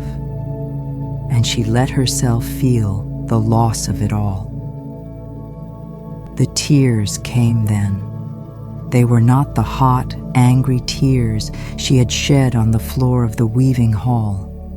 They were cool, silent tears that slid down her cheeks and dripped onto her hands. She did not try to stop them. She did not feel ashamed of them. She was simply sad. And in the vast, silent emptiness of the plateau, she had the space to feel that sadness completely. She cried for her grandmother. She cried for her broken family. She cried for the thirsty valley. She cried until there were no more tears left to cry. And when it was over, she felt empty. But it was not a bad emptiness. It was a clean emptiness, a quiet emptiness, a stillness. She opened her eyes. The lake before her was a sheet of perfect black glass. The moon's reflection was whole and pure, a circle of unwavering silver light. Her mind was quiet. The storm of her thoughts had passed. The heavy weight of her guilt had been washed clean by her tears. All that was left was a calm, clear sadness and a quiet sense of purpose. She knew, with a certainty that came from deep within her, that she was ready. She did not stand up. She stayed seated, her movements slow and calm. She picked up the pearly white spool. She did not reach for the lake. She simply held the spool in her open palm, resting it on her knee. She looked at the moon in the water, not with want, but with a kind of gentle invitation. She did not try to command it. She simply made a quiet space for it to come. And then the magic happened. A single shimmering thread of light lifted from the moon's reflection. It floated in the air for a moment, a liquid silver line, and then it drifted towards her. It gently wrapped itself around the stone spool in her hand. Then another thread lifted from the water, and another. They came in a slow, silent, steady stream, lifting from the heart of the reflection and winding themselves onto the spool. They were cool to the touch, like chilled silk. They glowed with a soft, internal light. Rowan did not move. She did not even breathe too deeply for fear of breaking the spell. She just sat there, a humble and grateful witness, as the coolness of a quiet mind was made real, made tangible, and gathered in her hand. The process took a long time. She sat unmoving as the moon began its slow arc across the sky. The threads kept coming, a silent and beautiful harvest. The spool in her hand grew heavy, and it glowed with a soft, pulsing light that illuminated her face. She was not gathering all of the moonlight. She was only gathering its essence, its stillness, its coolness. The reflection in the lake did not dim. When the last thread had wound itself around the spool, a deep sense of peace settled over her. The spool was full. It was a solid, glowing weight in her hand. She had done it. She had found the first ingredient. She looked at the lake, her heart filled with a quiet, profound gratitude. She had come here to take something, but instead, she had been given a gift. The gift of stillness, the gift of patience. She finally understood what her grandmother had meant. Listening was not a passive act. It was an act of opening yourself up, of making yourself quiet enough to hear the world's true voice. She stood up, her body stiff and cold, but her spirit feeling light. She placed the glowing spool carefully back into her pocket. It felt warm now, a small, gentle heat against her leg. The journey back down the mountain was different. She was no longer fighting the mountain. She felt as if she was walking with it. Her steps were sure and steady. The rocks did not seem as treacherous.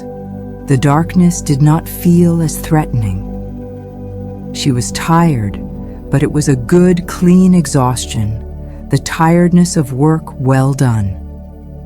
She arrived back at the spire as the first faint hint of gray was appearing in the eastern sky. She slipped back into her home as silently as she had left. No one had stirred. She went to her room, her heart full. She had the first piece of the puzzle. It was a small victory, a single drop of water in a vast desert. But it was a beginning. And for the first time in a long time, as she lay down to sleep, she did not dream of falling. She dreamed of a perfectly still lake under a silent, watchful moon. Chapter 5. The Spark in the Bottle. Rowan slept a deep and dreamless sleep, the kind of profound rest she had not known since before her grandmother's death. The cool, quiet energy of the moon threads seemed to radiate from the spool in her pocket, soothing the troubled corners of her mind. When she awoke, the sun was already high in the sky, its harsh white light streaming through her window. For a moment, the familiar weight of dread settled back upon her. Another hot, cloudless day. Another day of her father's silent anger and her mother's drifting sorrow. But then she felt the small, solid weight of the spool still tucked in her pocket. It was a secret anchor in the storm of her family's grief. It was real. She had done it. She was no longer just a guilty, grieving girl. She was on a path. The memory of the still lake, the silent moonlight, the quiet triumph of her success gave her a strength she had not possessed before. She got up, her movements quiet and deliberate. She hid the glowing spool with the journal, wrapping them together in the cloth and placing them deep beneath her mattress. It was her secret, her hope. She went out into the main hall. Her father was at the sunstone loom, his back a rigid line of concentration. The air around him shimmered with the heat he was weaving. He did not turn as she entered. Her mother was polishing one of the silver chests, her movements slow and mechanical, her eyes distant. Nothing had changed. And yet, for Rowan, everything had changed. She did not feel the crushing weight of their sorrow in the same way. Before, it had been a cage, trapping her in their shared misery. Now, she felt a sliver of separation. She had a purpose that was her own. She was carrying a piece of the solution within her, and this knowledge created a small, protected space in her heart. She ate her morning meal of dry bread and water in silence, watching her parents. She felt a new kind of sadness for them. They were trapped. Her father was trapped in his anger and fear, weaving the same safe, sterile pattern day after day. Her mother was trapped in her memories, endlessly polishing the relics of a life that was gone. Rowan knew she could not help them yet. Her words would mean nothing. She had to act. She had to continue her journey. The second ingredient was the spark of a fearless heart. The journal's drawing was clear, a bolt of lightning striking the highest, most jagged peaks of the mountain. Rowan knew the place. It was called the Iron Peaks, a treacherous ridge far to the west of the spire. It was a place of sharp, dark rock, known for attracting the rare, violent, dry lightning storms that sometimes flashed across the summer sky. It was a place of danger, a place of raw, untamed power. Her journey to the Mirror Lake had been a test of her inner world, a challenge of patience and stillness. This journey, she knew, would be a test of her outer world. It would be a challenge of physical courage and strength. She spent the next 2 days in quiet preparation. She did not want to raise suspicion, so her actions were small and seemingly random. She found a coil of strong woven rope in a storage closet and hid it in her room. She located a set of old iron pitons and a small hammer, tools used by her ancestors for securing themselves to the rock faces.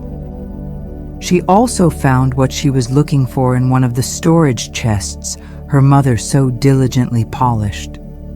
It was a collection of small, thick glass jars with heavy stoppers made of a dark, non-conductive stone. Her grandmother's notes, tucked beside them, said they were for containing volatile energies. They were perfect. She took 3, wrapping them carefully in spare scraps of cloth to keep them from clinking together. The most difficult part of her preparation was studying the sky. She needed a storm, but the sky, under her father's relentless weaving, remained a perfect, empty blue. She began to watch the horizon, not with the desperate hope of seeing a rain cloud, but with the careful, analytical eye of a student. She remembered things her grandmother had taught her long ago about the subtle signs of a change in the air, the way the distant mountains seemed to shimmer and blur, the appearance of high, wispy mare's tail clouds that sometimes preceded a shift in the upper atmosphere. On the 3rd day, she saw it, a faint, almost invisible line of haze far to the west. It was not a cloud woven by her father. It was a natural weather pattern, a disturbance from far away, fighting its way into the stable, dry air they had created. It was a small sign, but it was enough. She knew the storm would not be a great one. It would be a dry, angry storm, full of wind and lightning, but little rain. It would be drawn to the highest, sharpest points of the land. It would go to the Iron Peaks. She knew she had to leave that night. Her second departure from the spire was different from the first. The fear was still there, a cold knot in her stomach. But this time, it was mixed with a sharp, clear sense of purpose. She was not just running away from her grief. She was running towards a solution. She packed her sack again, this time with the rope and the iron spikes, the heavy glass jars clinking softly despite their cloth wrapping.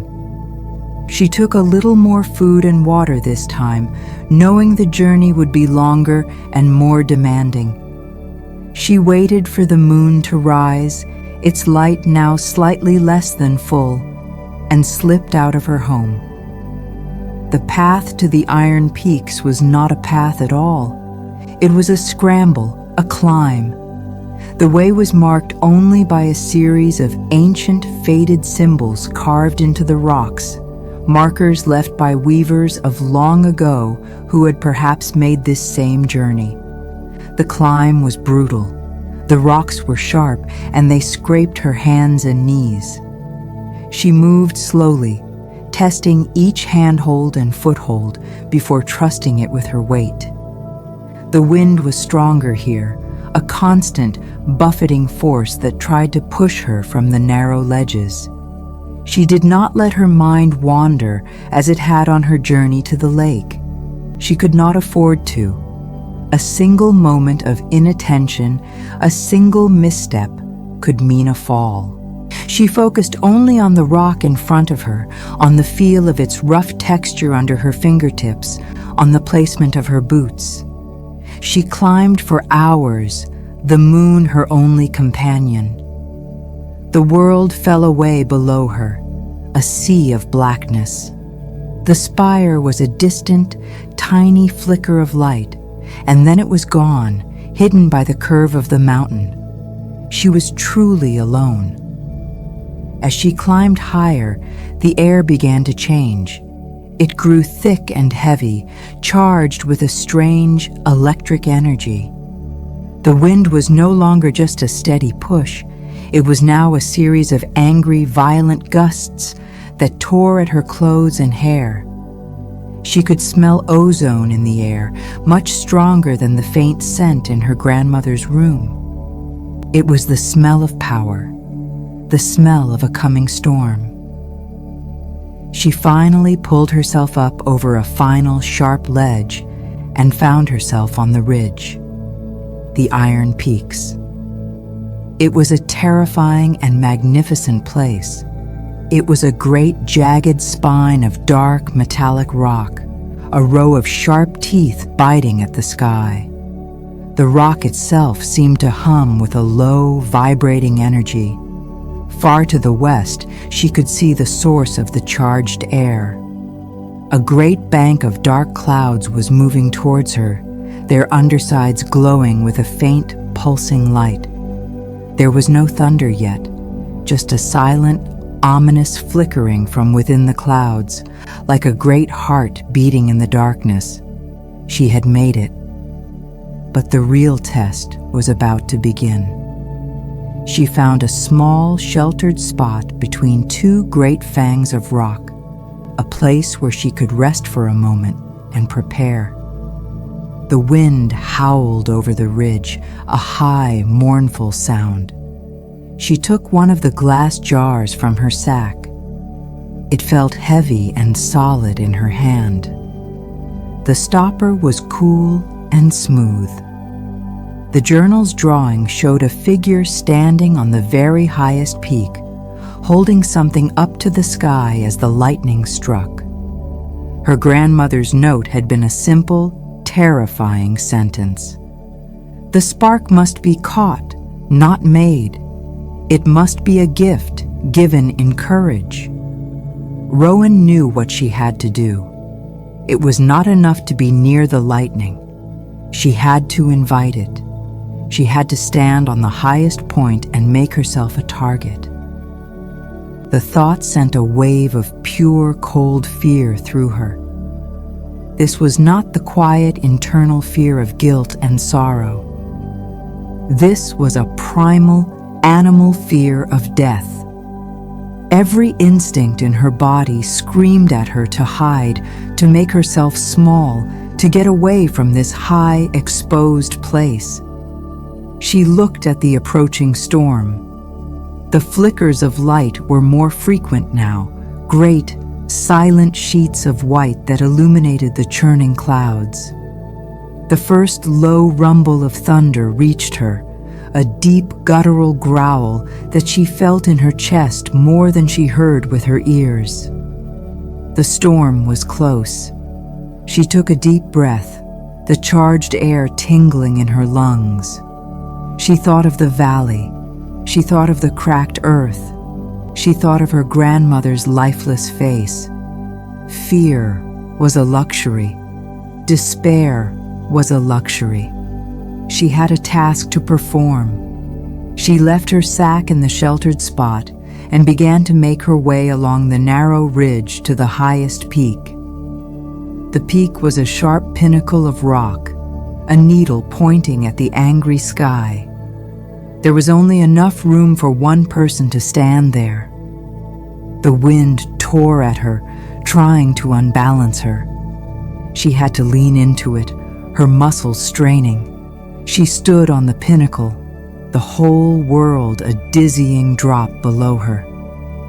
The storm was upon her now. The clouds churned directly overhead. The air was so thick with energy that her hair began to lift from her head, crackling with static. A bolt of lightning struck a nearby peak, a brilliant, blinding flash of white-purple light, followed an instant later by a deafening crack of thunder that shook the very rock beneath her feet. The raw, violent power of it was overwhelming. Her body trembled, and she had to fight the urge to crouch down to make herself small. She held the glass jar in her hand, her knuckles white. She had to be fearless. She had to offer herself to the storm. She closed her eyes. She could not watch. She could only feel. She felt the wind whipping her face. She felt the vibrations of the thunder in her bones. She tried to calm her frantic heart. She could not be filled with fear. She had to be filled with courage. She forced the fear down. She thought of her goal, a spark. A single tiny spark was all she needed. A spark to relight the world.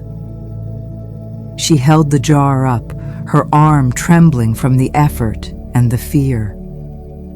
She stood there on the highest point of the mountain, a tiny, fragile figure offering a piece of glass to the raging heavens. She was a weaver, and this was her work. She was not commanding the storm. She was asking it for a gift. Another bolt of lightning struck, closer this time. The flash was blinding even through her closed eyelids. The thunder was a physical blow. The smell of ozone was overpowering. Any moment now, any moment. She braced herself, her entire body tensing for the impact. And then she heard a voice, a real voice, not a voice in her memory. It was a shout carried on the wind. "Rowan!" Her eyes snapped open. She looked down the ridge, and her heart stopped. A figure was scrambling towards her along the narrow spine of rock. It was her father, Anders. His face was a mask of sheer terror. His hair was plastered to his head by the wind and the faint drizzle that had begun to fall. He was not wearing proper climbing gear. He was in his simple weaver's clothes. He was risking his life, climbing this treacherous ridge in a lightning storm for her. "Rowan, get down!" he screamed, his voice hoarse. "Get away from there!" She was frozen, caught between the storm above and the storm of emotion that was her father's arrival. How had he found her?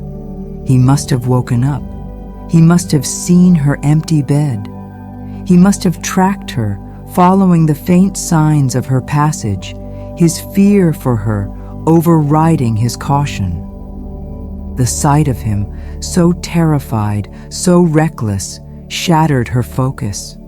Her courage, so carefully constructed, crumbled. The fear rushed back in, 100 times stronger than before. What had she done? She had not only risked her own life, she had risked his as well.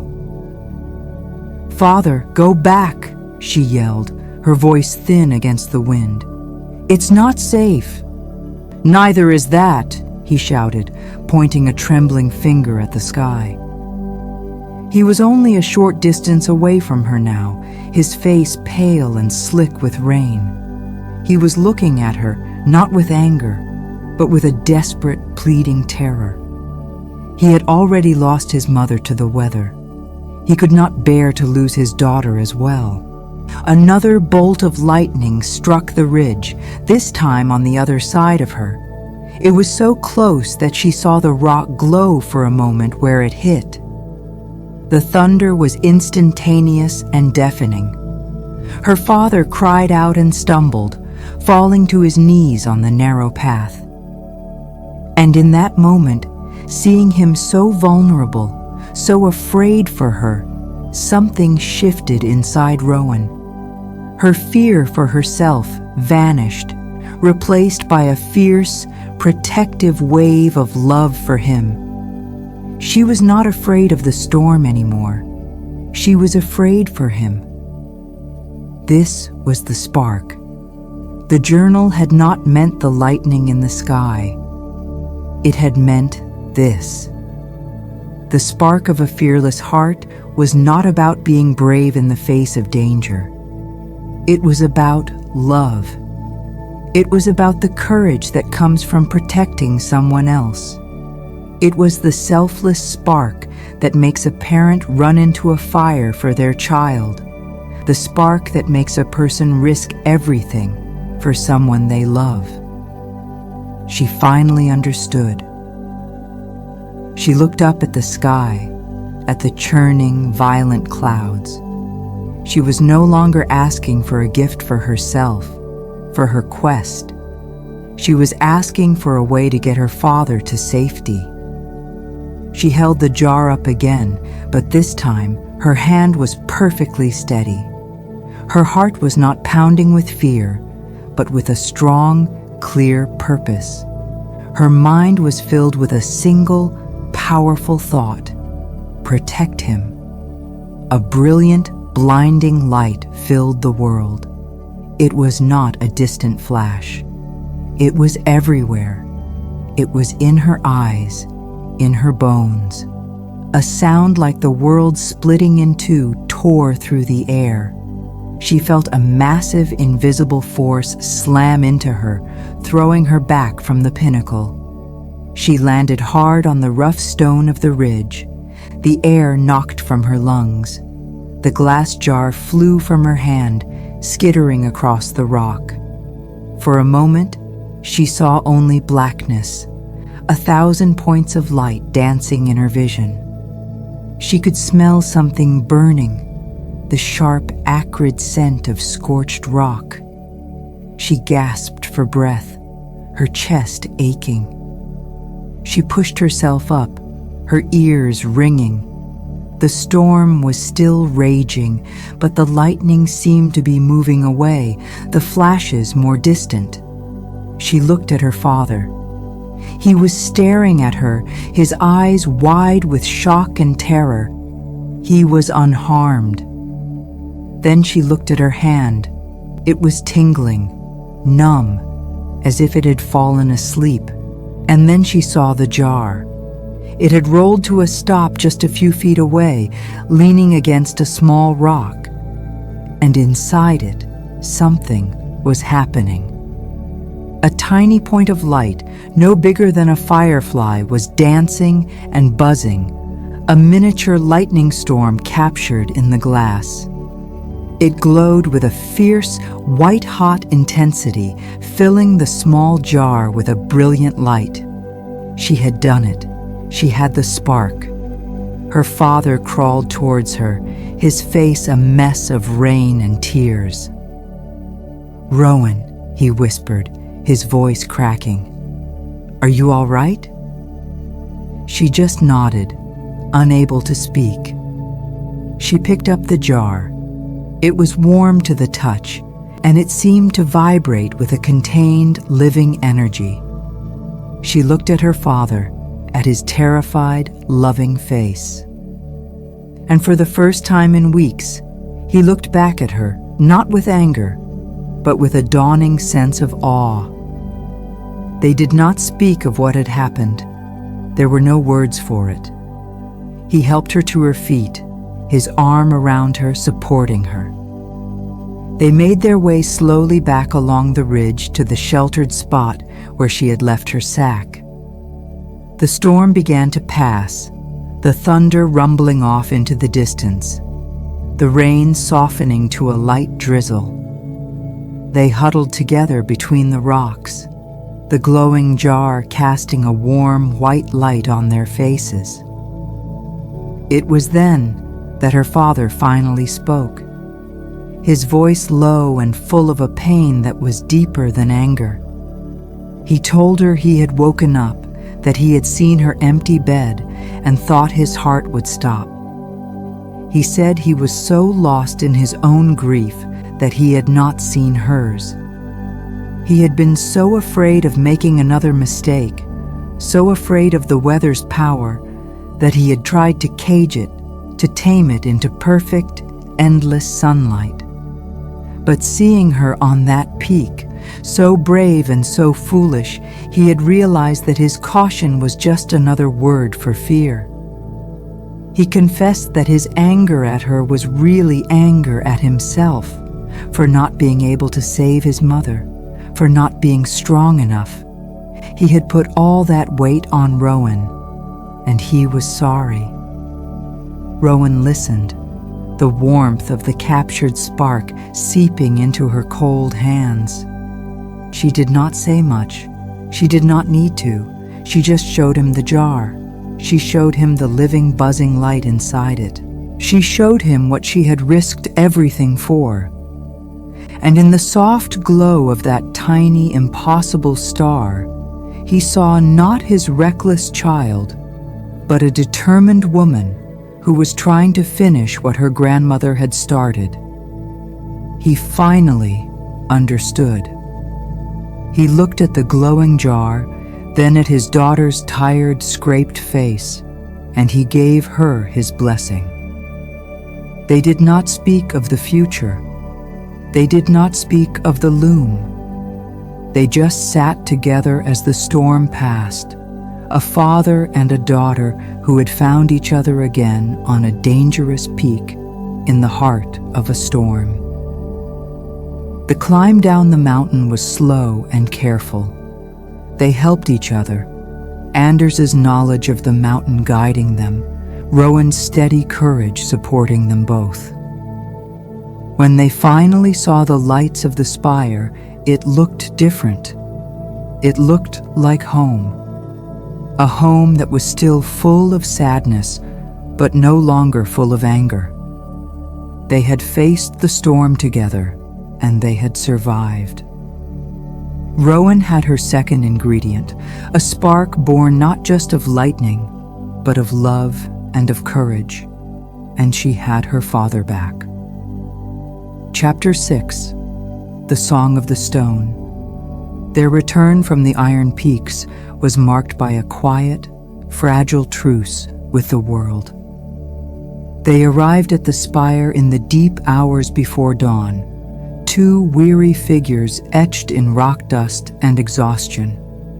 Lena was waiting for them. She had not been sleeping. She was sitting in the main hall, a single lamp casting a soft, golden glow on her worried face. When she saw them walk through the great archway, a small, choked sound escaped her lips. She did not rush to them. She simply stood, her hands clasped before her, her eyes taking in their scraped hands, their torn clothes, and the profound weariness in their faces. Anders went to his wife, and for the first time in weeks, he put his arms around her and held her, his face buried in her hair. It was a silent admission of his fear, his foolishness, and his relief. Rowan stood back, holding the glowing jar in her hands. The tiny captured star pulsed with a soft, steady light, illuminating her face. Lena's gaze shifted from her husband to her daughter, and then to the impossible light in the jar. Her eyes, which had been so clouded with a distant sorrow, sharpened with a flicker of disbelief, and then a slow, dawning wonder.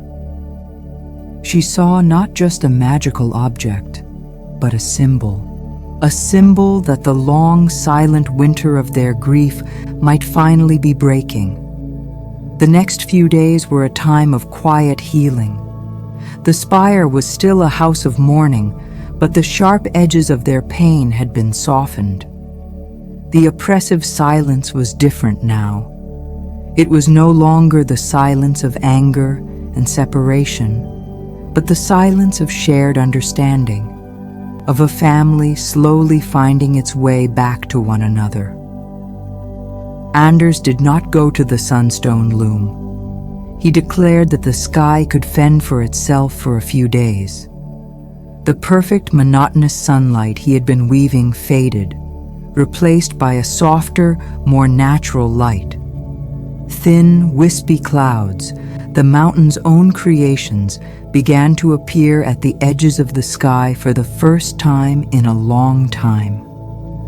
They were not rain clouds, but they were a sign that the iron grip of their control was loosening. Anders tended to Rowan's cuts and scrapes with a gentle, clumsy care that spoke more than words ever could. He cleaned the wounds with cool water and applied a soothing balm of herbs that Lena prepared. His touch was hesitant, as if he were relearning how to be a father. Rowan let him. Each small act of care was a stitch, mending the tear that had grown between them. Lena, for her part, seemed to slowly return from the distant land of her sorrow. She would watch Anders and Rowan, a quiet, thoughtful expression on her face.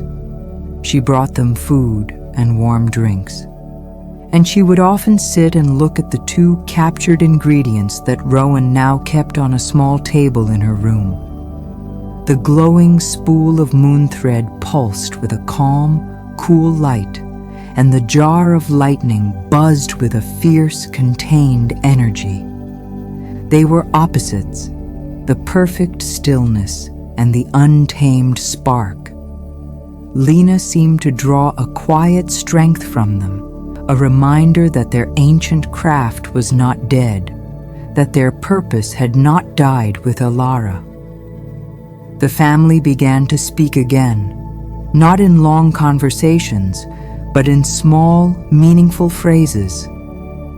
Anders would ask Rowan about the climb. Rowan would ask her mother about the herbs she was using. They were the first tentative steps on a long road back, but they were steps taken together. On the fourth day, Rowan knew it was time. Her body had healed, and a new sense of urgency was beginning to grow within her. She brought the journal to the main hall, where her parents were sitting in a rare moment of shared quiet. She opened it to the final page, the drawing of the great loom, with the 3 lines of energy flowing into it. She pointed to the third sketch, the figure listening to the stone wall deep inside a cave. "The song of the stone," she said, her voice clear and steady. Anders and Lena leaned forward, looking at the familiar drawing with new eyes. They had seen it before, of course, but it had always been one of Alara's mysteries, a piece of abstract wisdom. Now, seeing it in the context of the 2 real, tangible ingredients Rowan had gathered, it became a concrete goal. It was the final piece of the puzzle. Anders traced the drawing with his finger. "The resonant heart," he said, his voice low. "She spoke of it. My mother. She said it was the soul of the mountain. I never knew how to get there." Rowan looked at him, a question in her eyes. "But you know the way to the caves?" she asked. He nodded slowly. "I know the entrance, the outer chambers. The old weavers used them for storing winter supplies, but the deeper paths, they are not on any map." Rowan looked down at the journal in her lap. "This is the map," she said softly. This time the preparation was a family affair. There was no secret escape in the middle of the night. Their journey into the mountain was a planned expedition, a mission they undertook together. Anders, his practical caution now a guiding force instead of a fearful prison, took charge of the supplies. He brought down coils of their strongest rope, checking every inch for any sign of fraying. He gathered a collection of oil lamps and a large supply of clean, slow-burning oil. He packed a bag with food, water, and warm blankets, his movements efficient and purposeful. He was no longer the weaver of endless sun. He was the protector of his family, the guide who would lead them into the darkness. Lena's contribution was just as vital. She prepared a special salve that was said to help one's eyes adjust to the deep dark. She gave them each a small, smooth stone to carry in their pockets, a charm to ward off the feeling of being crushed by the weight of the rock above. And she gave them her blessing, her eyes full of a hope that was now stronger than her fear. She would stay behind. Her role was to keep the spire, to be the anchor to the world of light they were leaving behind. Rowan watched them, her heart full. This was what a family was supposed to be. Not a collection of people grieving in separate rooms, but a team, each member contributing their own strength. They left in the early morning, just as the sun was rising. The entrance to the caves was not a great gaping mouth on the side of the mountain. It was a secret, a place you could walk past 100 times and never see. Anders led Rowan to a place where a great curtain of ancient dried moss hung from a rock overhang. It looked like a solid wall, but Anders reached out, parted the dry, brittle strands, and revealed a thin, dark crack in the stone behind it. It was no wider than a person's shoulders. A cool, still air, smelling of damp stone and something ancient, like time itself, flowed out to meet them. Anders lit one of the lamps. The flame flickered, casting a warm, dancing light on the dark rock. He looked at Rowan, his face serious in the lamplight.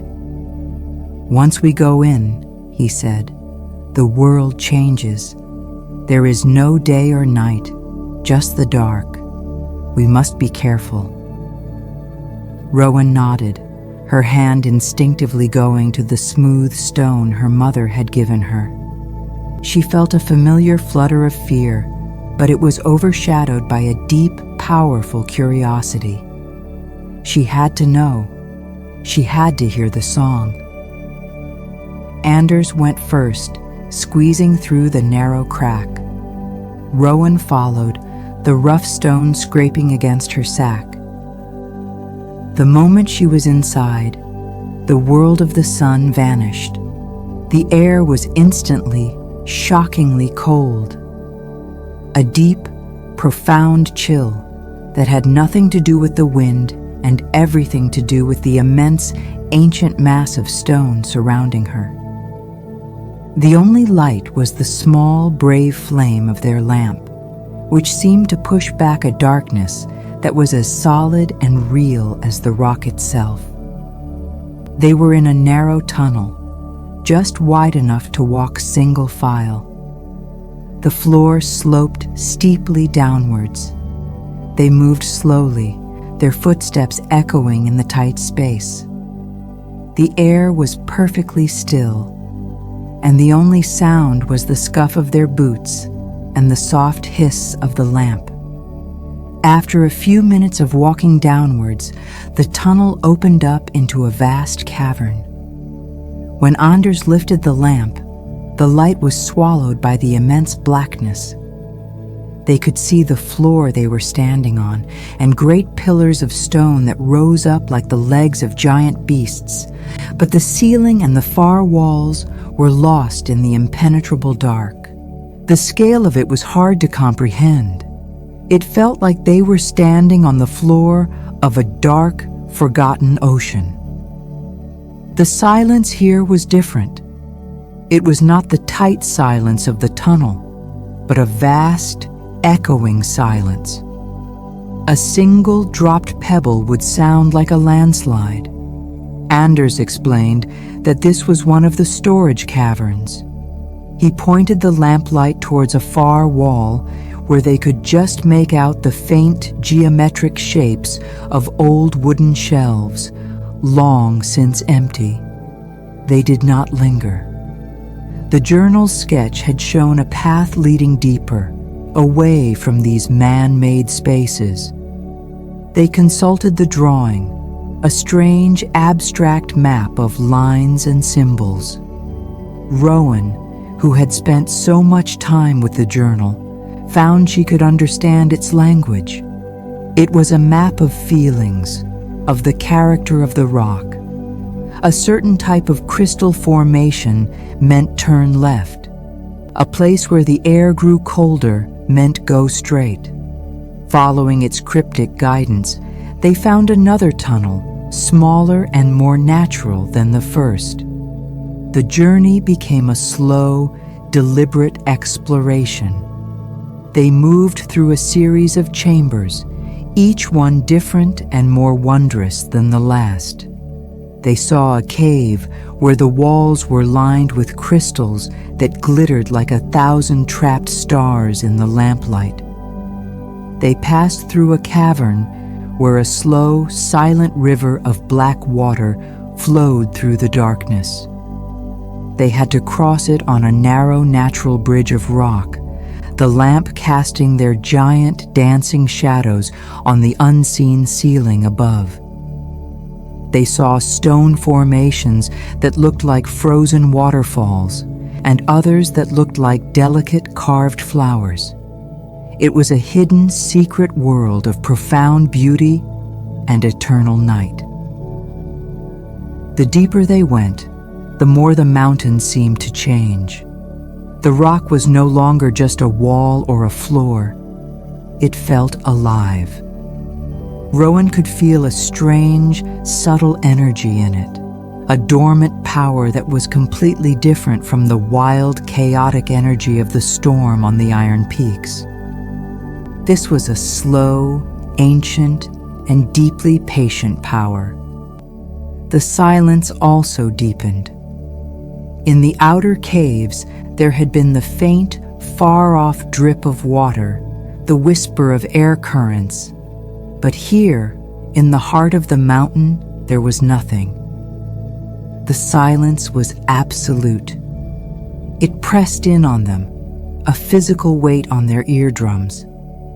It was a silence so complete that Rowan could hear the sound of her own blood rushing in her ears, the soft thump of her own heart.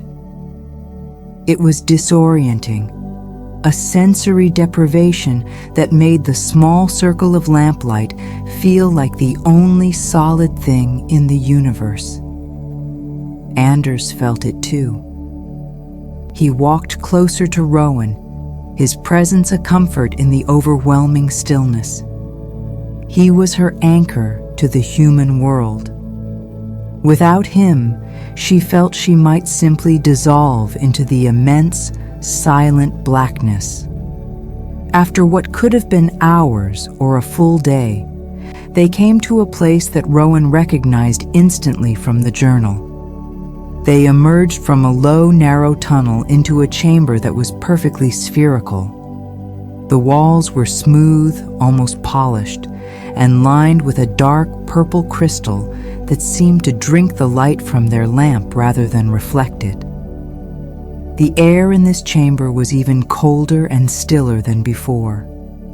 This was it, the resonant heart. They stood in the center of the perfect sphere, their lamp casting a weak, insufficient glow. Rowan looked around, her eyes straining in the dim light. She held her breath, and she listened. She strained her ears, trying to catch the faintest sound, the lowest hum, the song she had come all this way to hear. And she heard nothing. Absolutely nothing. The silence in this chamber was a different quality altogether. It was not just an absence of sound. It was an active, powerful presence. It was the silence of 1,000,000 years of undisturbed darkness. It was the silence of the core of the world. A cold, sharp disappointment pierced through her. They had come all this way. They had followed the map, and there was nothing here, just cold rock and a silence that felt older than time. She looked at her father. His face, illuminated from below by the lamp he held, was etched with concern. He could see the disappointment in her eyes. "Maybe it's a sound we can't hear," he suggested, his voice a shocking intrusion in the perfect stillness. "Too high or too low?" Rowan shook her head. The journal had called it a song. A song was meant to be heard. She began to walk the perimeter of the chamber, running her hand along the cold, smooth, crystalline wall.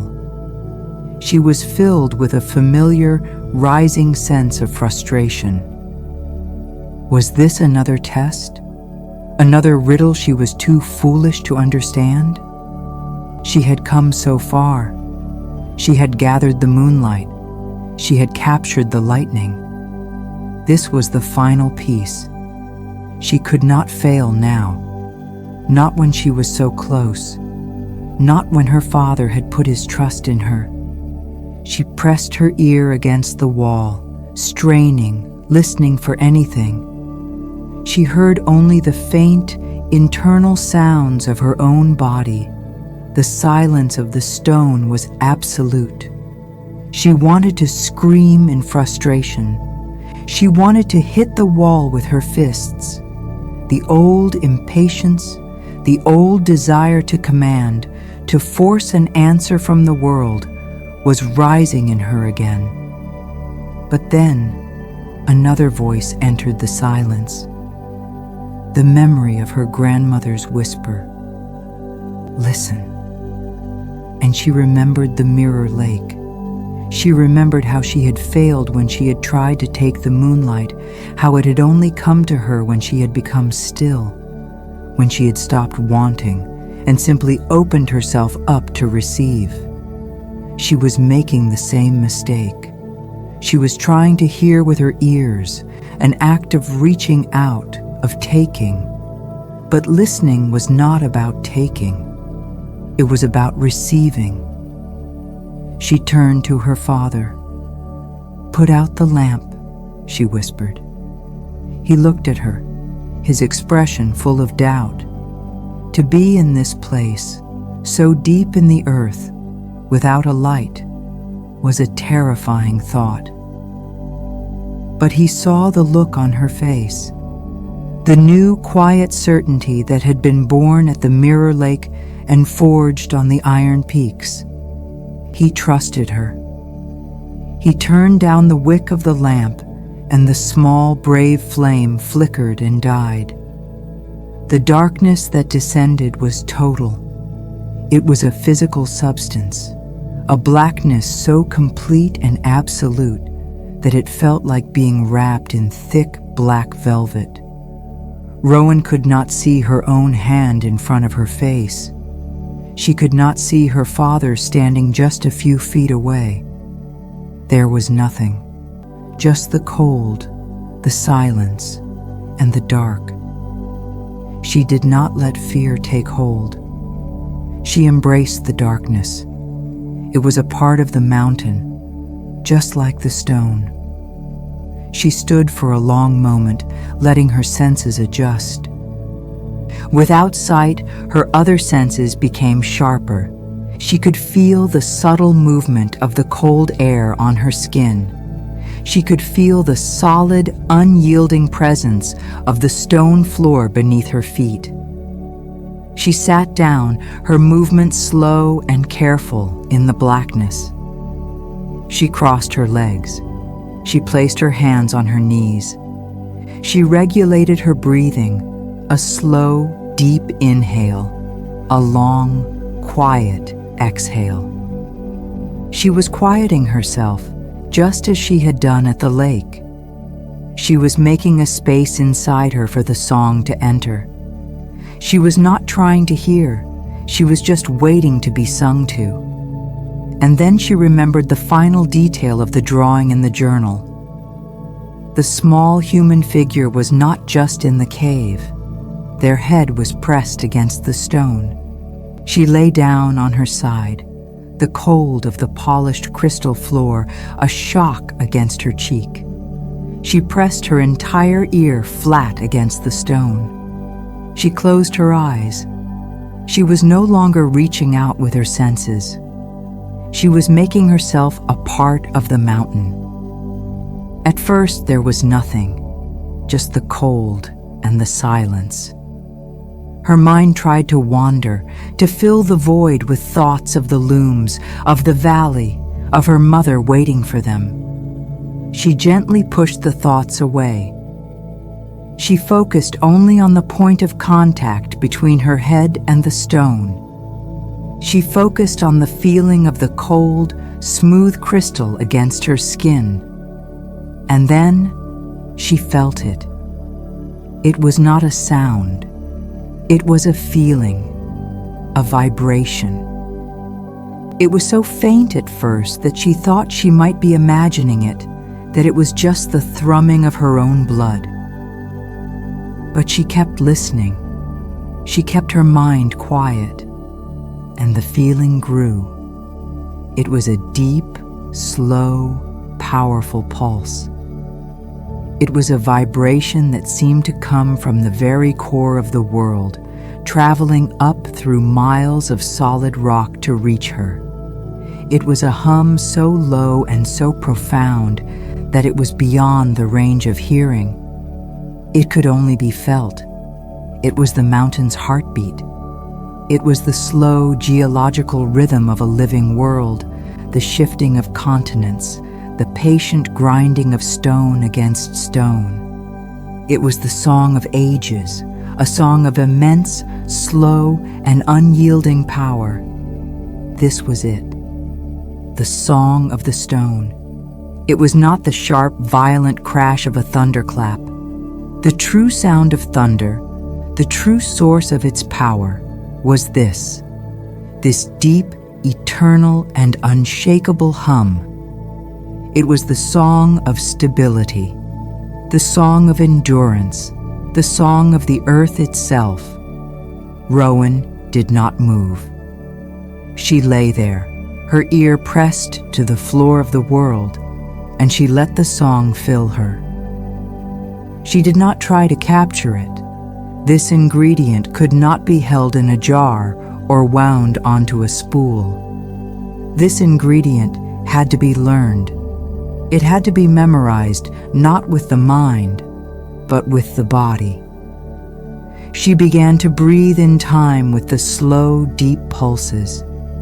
She felt the vibration in her bones, in her teeth, in her very soul. She matched her own quiet heartbeat to the great, slow heartbeat of the mountain. She was no longer just a girl lying on a cave floor. She was a tuning fork, resonating with a power that was ancient and immense. She was in harmony with the stone. She was learning the song by becoming a part of it. She lay there for a long time, lost in the deep, resonant music of the earth. The song settled inside her, becoming a part of her own internal rhythm, a deep, quiet hum that she knew she would carry with her always. It was the final lesson. The moonlight had taught her patience. The lightning had taught her courage, and the stone was teaching her the most important lesson of all. Harmony. True power did not come from commanding or from capturing. It came from listening, from understanding, and from moving with the great slow rhythms of the world. Finally, she knew she had it. The song was a part of her now. She slowly sat up in the total darkness. She felt calm. She felt centered. She felt incredibly, profoundly strong. "Father," she said, her voice not much more than a whisper, but it seemed to carry a new weight, a new resonance that it did not have before. A moment later, she heard the scrape of flint and steel, and the small, welcome flame of the lamp sputtered back to life.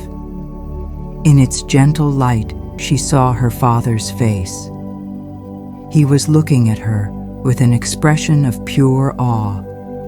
He had not felt the vibration. He had not heard the song, but he could see the change in her. A deep, unshakable peace had settled over her. She did not need to tell him she had found it. He could see it in her eyes. She had gone into the darkness and found the soul of the mountain, and now she was ready to bring its song back into the light. Chapter 7. Weaving the Living Storm. The journey up from the heart of the mountain was a journey from one world into another. For what felt like an eternity, their only reality had been the cold stone, the absolute darkness, and the small, wavering circle of light from their lamp. Rowan had the deep, slow song of the stone resonating in her bones, a silent hum that had become the new rhythm of her own heart. When they finally reached the entrance, the thin crack in the rock that led back to the world, Anders paused.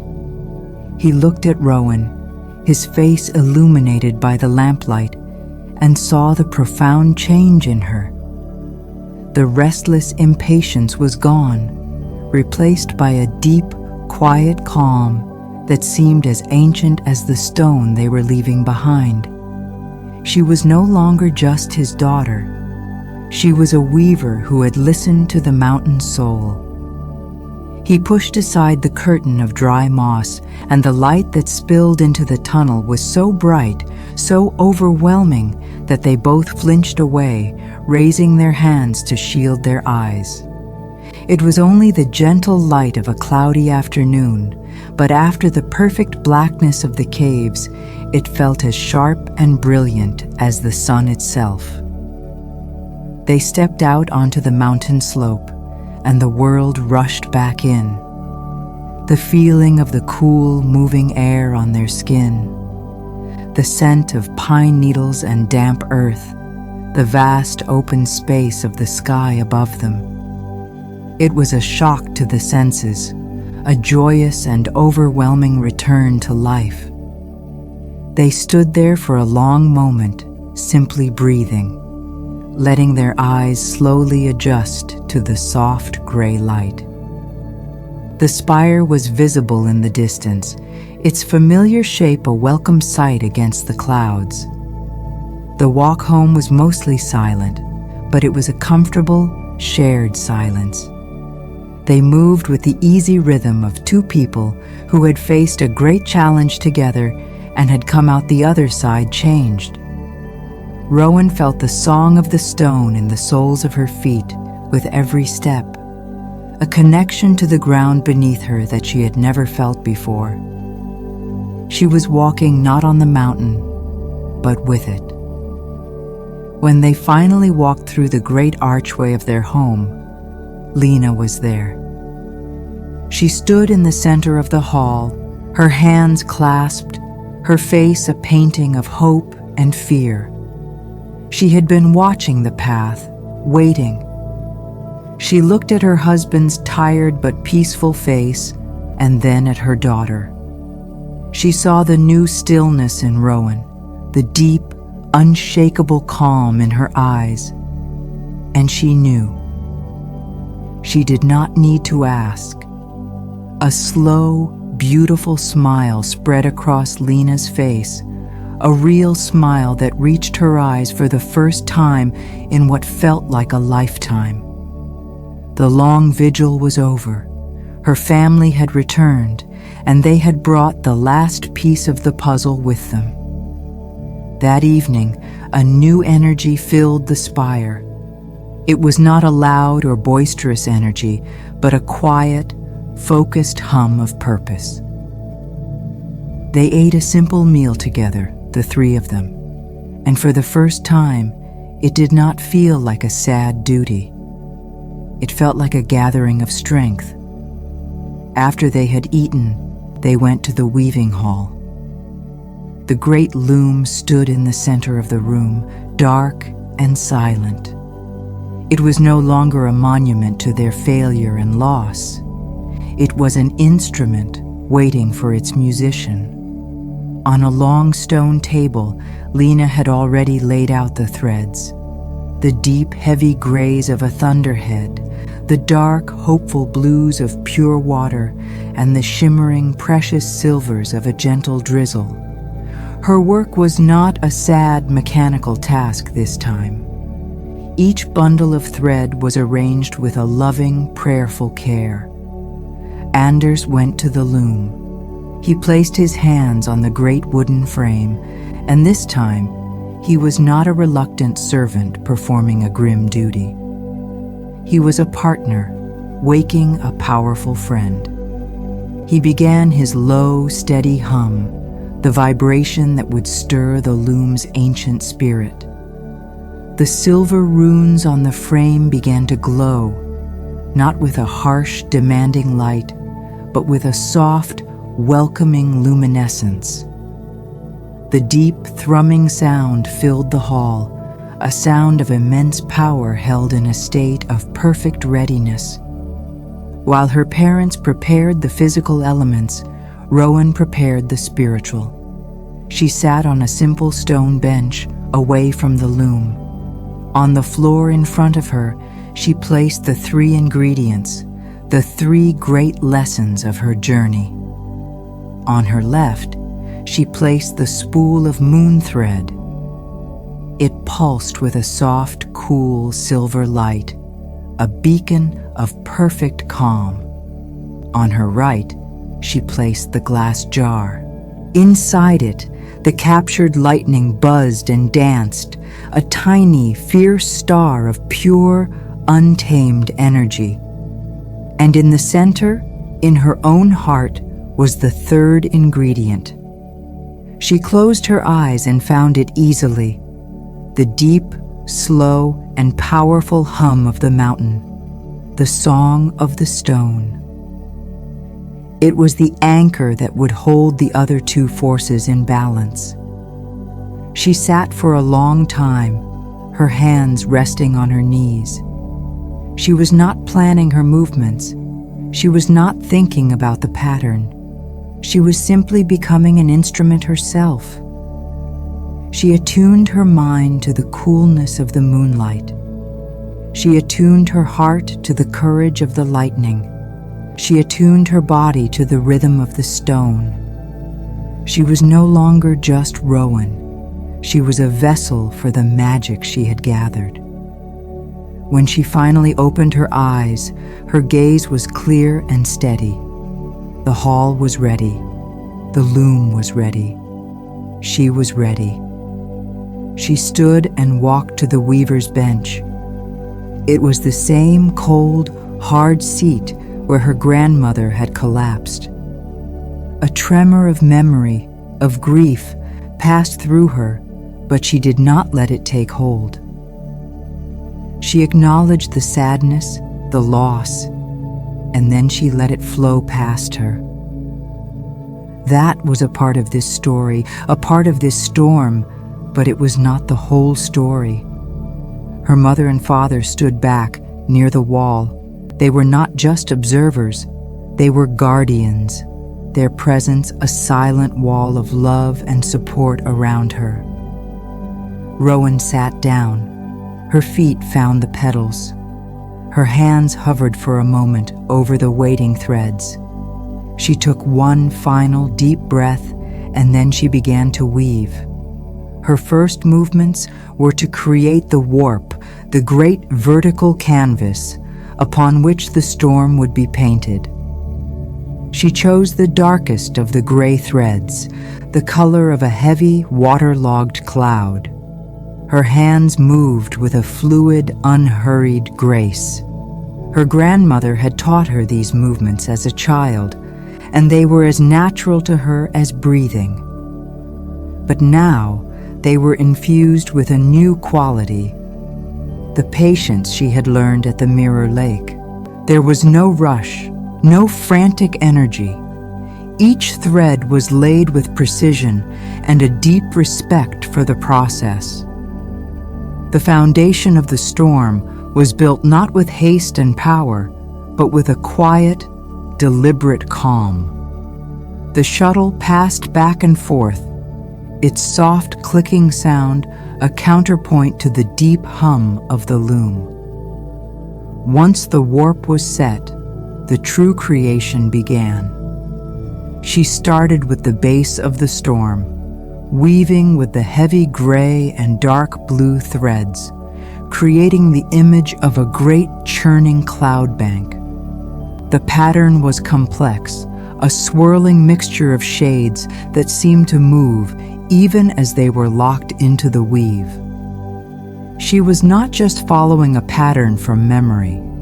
She was weaving the feeling of a storm, the heavy, pregnant stillness that comes before the rain. The air in the hall began to change. The dry, neutral air grew thick and heavy, filled with a palpable humidity. The scent of ozone, faint at first, began to grow stronger, mingling with the clean, earthy scent of wet stone. Now it was time for the first ingredient. She paused her weaving and reached for the spool of moon thread. It felt cool and heavy in her palm. She did not need to thread it into the shuttle. She simply held the end of the shimmering silver-white thread and offered it to the warp. The magical thread seemed to know what to do. It was drawn to the loom, and Rowan guided it into the pattern. She began to weave again, and the single shimmering line of moonlight became a part of the storm. The effect was instantaneous and profound. The moment the moon thread was integrated, the deep, powerful hum of the loom softened. The brilliant light from the runes changed from white to a soft, silvery glow. A deep, pervasive coolness spread through the hall, chasing away the last of the oppressive heat that had lingered for so long. It was the coolness of a clear night, the coolness of a deep well. Rowan felt it sink into her own body. The tension in her shoulders eased. Her mind, which had been so focused, became clear and calm, as still and reflective as the mirror lake. Her movements at the loom became even more fluid, more graceful. She was no longer a weaver controlling a machine. She was a dancer, moving in perfect harmony with her partner. She wove more of the moonlight into the fabric of the storm, and with each pass of the shuttle, the feeling of calm deepened. She was weaving a storm with a peaceful heart, a storm that would nurture, not destroy. The foundation was laid. The storm had a cool, calm soul, but it had no energy. It was a beautiful, peaceful cloud that would never release its rain. It needed a heart of fire.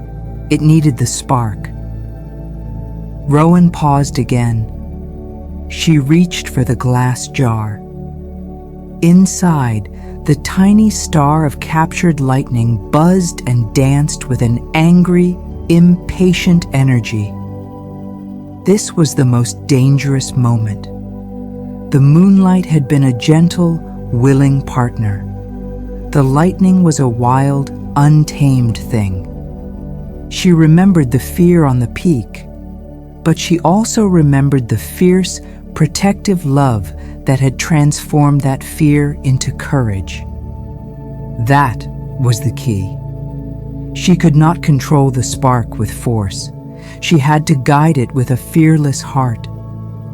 She took a deep breath and carefully unsealed the heavy stone stopper. A sharp crackle of static filled the air. The smell of ozone became intense, sharp enough to taste.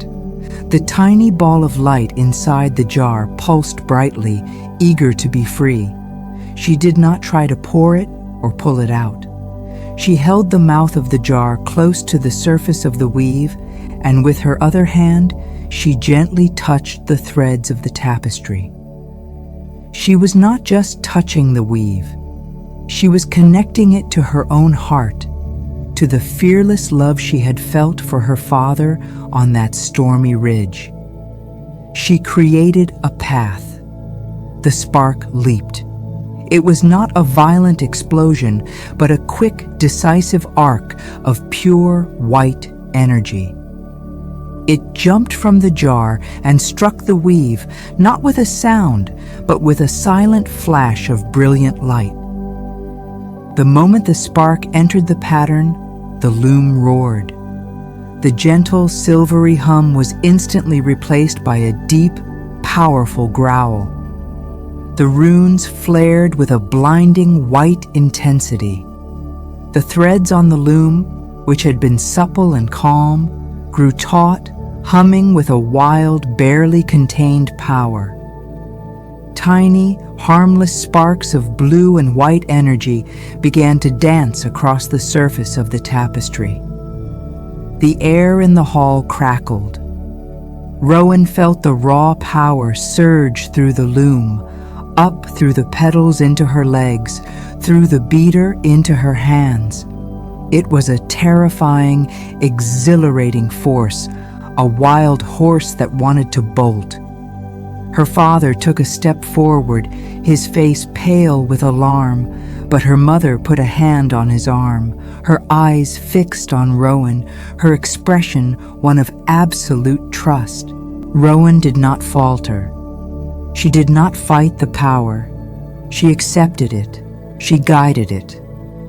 Her heart was not filled with fear, but with a calm, focused courage. Her movements became stronger, more decisive. She was no longer dancing. She was a rider, guiding a powerful steed. She wove the energy of the lightning into the heart of the storm, spreading its power evenly through the pattern, turning its wild chaos into a focused, purposeful strength. The storm now had a soul of calm and a heart of fire. It was a living, breathing paradox of immense power and profound peace. But it was not yet complete. The power was too wild, the calm too passive. The two opposing forces were held in a fragile, temporary balance. The storm needed an anchor. It needed a heartbeat. It needed the stability of the ancient stone. It needed the song. Rowan did not pause this time. The final ingredient was not something she could add with her hands. It was something she had to become. As she continued to weave, her hands and feet moving with a powerful, steady rhythm, she began to hum. It was a low, quiet sound at first, barely audible above the powerful growl of the loom. But it was the same deep, resonant frequency she had learned in the heart of the mountain. She felt the vibration start in her chest and spread through her entire body. It was the song of the stone being sung through her. Her feet, pressing the pedals, began to tap out a slow, steady, powerful rhythm on the stone floor. Thump, thump, thump. It was the mountain's heartbeat, made real through her own body. The vibrations traveled from her feet through the petals and into the very frame of the great loom. The effect was magical. The loom, which had been growling with a wild, untamed energy, began to change its tune. Its growl softened, deepened, and slowly began to harmonize with the sound Rowan was making. The chaotic crackling of the sparks on the tapestry began to organize. They started to pulse in time with the slow, steady rhythm of her tapping feet. The wild, untamed power of the lightning was being disciplined. It was being given a pulse, a rhythm, an anchor. The storm was finding its heartbeat. The entire hall seemed to resonate with the sound, a perfect chord of 3 notes. The hum of Rowan's voice, the thrum of the loom, and the deep silent song of the stone that was the foundation for it all. Rowan was no longer just a weaver. She was the conductor of an orchestra of elements, the cool, patient moonlight, the hot, courageous lightning, the slow, stable stone. All 3 were now working together, a perfect, powerful harmony. She was nearing the end. The tapestry on the loom was a breathtaking sight. It was a living picture of a perfect storm. The colors churned and swirled. The silver threads of moonlight gave it a soft, internal glow. The sparks of lightning pulsed with a steady, life-giving rhythm. It was a storm of immense power, but also of profound beauty and grace.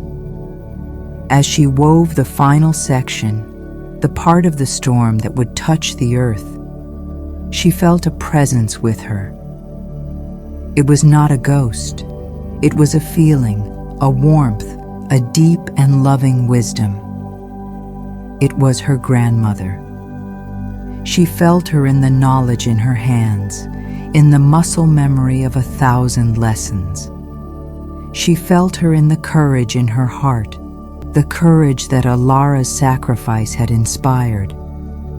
She felt her in the patience in her soul, the patience that her grandmother had always tried to teach her. She was not alone at the loom. Her grandmother's love and wisdom were woven into every thread. And into these final threads, Rowan wove herself. She poured all of her experiences, all of her pain and her joy into the pattern. She wove in the loneliness of her grief. She wove in the sharp sting of her guilt. She wove in the cool peace of the moonlight on the water. She wove in the terrifying, exhilarating thrill of the lightning strike. She wove in the deep, unshakable calm of the mountain's song. She wove in the fierce, protective love she felt for her father. She wove in the quiet, steady strength of her mother. She was weaving the story of her own journey, giving the storm not just a heart and a soul, but a memory of loss, and a memory of love. This was the final, secret ingredient, a weaver's own heart. The shuttle flew back and forth, a blur of motion. Her hands and feet were a perfect extension of her will, of her spirit. She reached the very end of the pattern.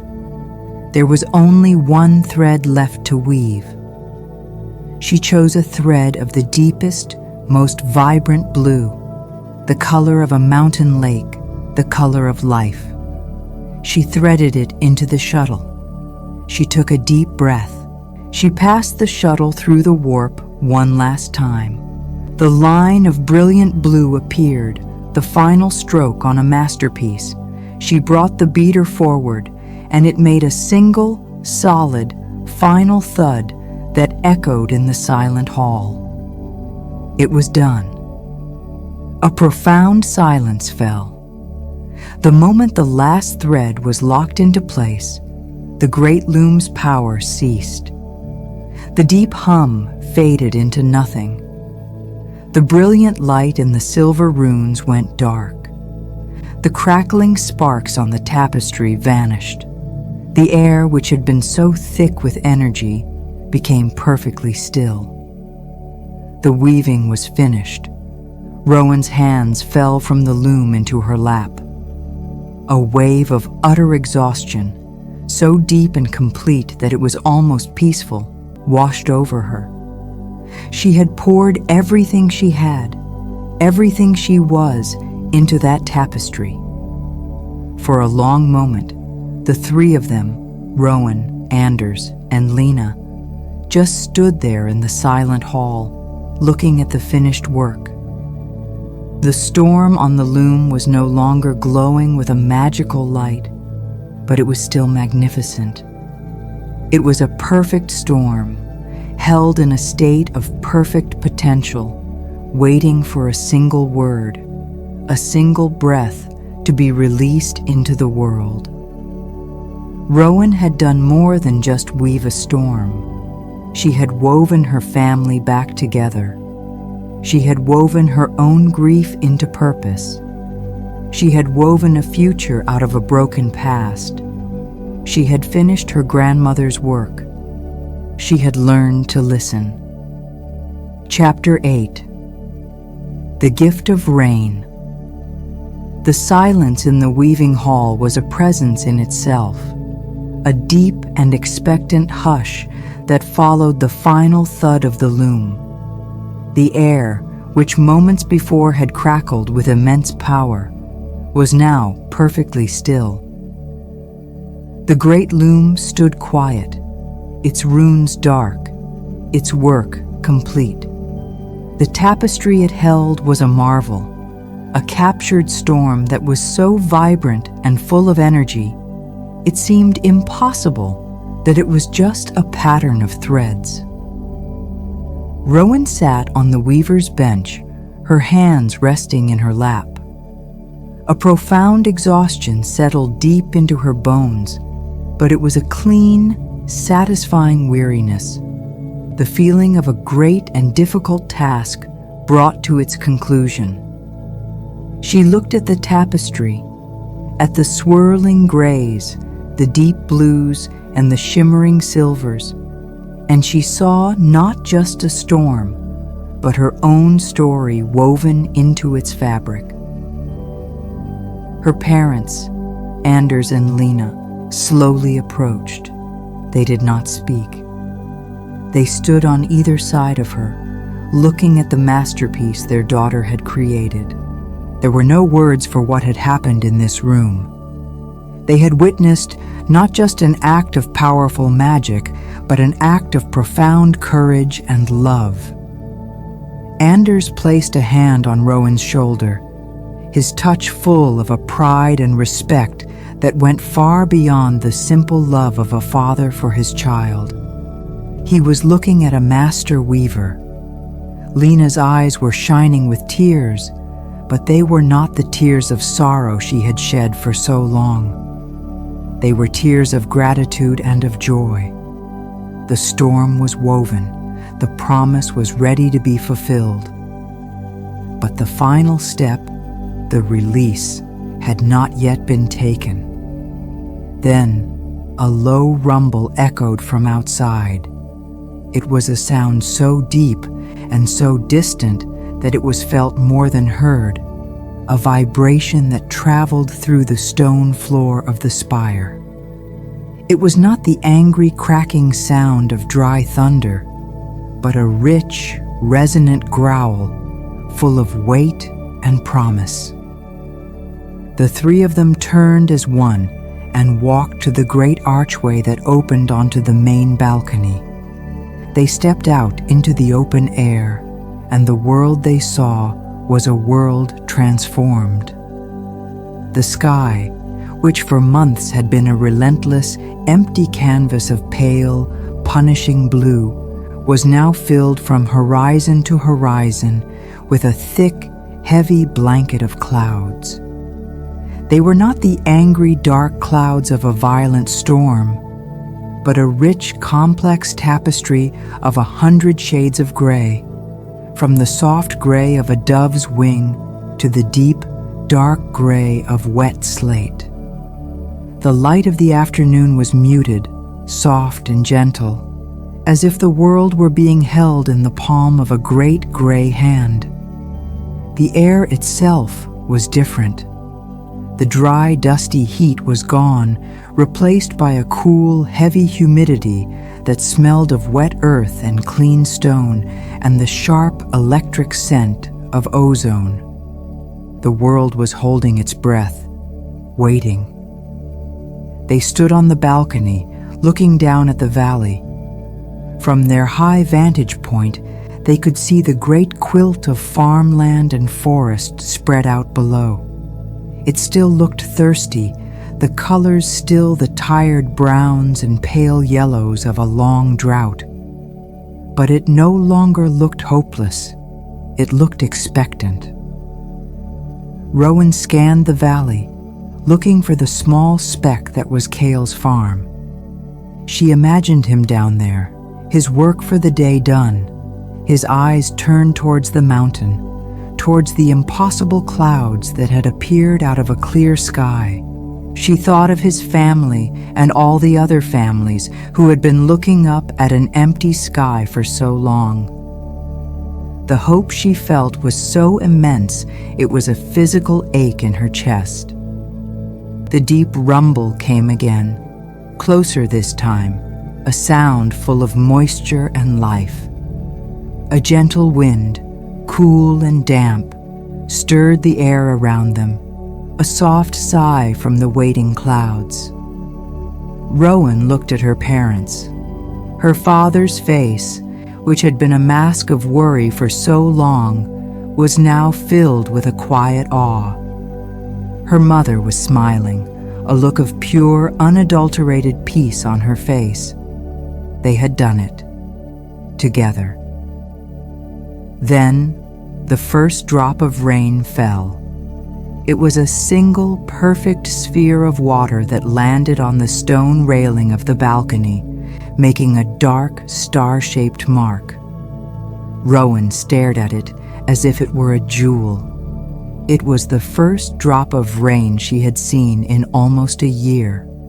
Another drop landed on her cheek, cool and startling. Then another on the back of her hand. Then a dozen more, then 100, then 1,000. The rain began to fall. It was not a violent downpour. It was not a destructive flood. It was a perfect, gentle, soaking rain. The drops were large and heavy, falling with a steady, determined rhythm. It was a rain you could walk in, a rain that promised to heal rather than to harm. A soft, rushing sound filled the air, the sound of millions of drops of water meeting the thirsty stone of the mountain. The scent of rain intensified, a smell so rich and clean and full of life that Rowan felt she could drink it. She closed her eyes and tilted her face up to the sky, letting the cool, clean water wash over her. It felt like a blessing. It felt like forgiveness. Each drop seemed to wash away a little piece of the guilt, a little piece of the sorrow that had been her constant companion for so long. She was no longer the girl whose impatience had led to tragedy. She was the weaver of rain, and this was her gift to the world. Down in the valley, the first drops of rain landed on the dry, cracked earth of Cale's farm. The dust, which had been a fine, suffocating powder for months, turned dark where the drops hit. Kyle was standing in his doorway, where he had been standing for the last hour, ever since the sky had begun to change. He had not dared to hope. He had seen too many promising clouds drift by without a drop of water. But this was different. This felt different. He felt the first drop on his forehead. He did not move. He let it run down his face, a single, clean track through the dust. Then another drop hit his shoulder.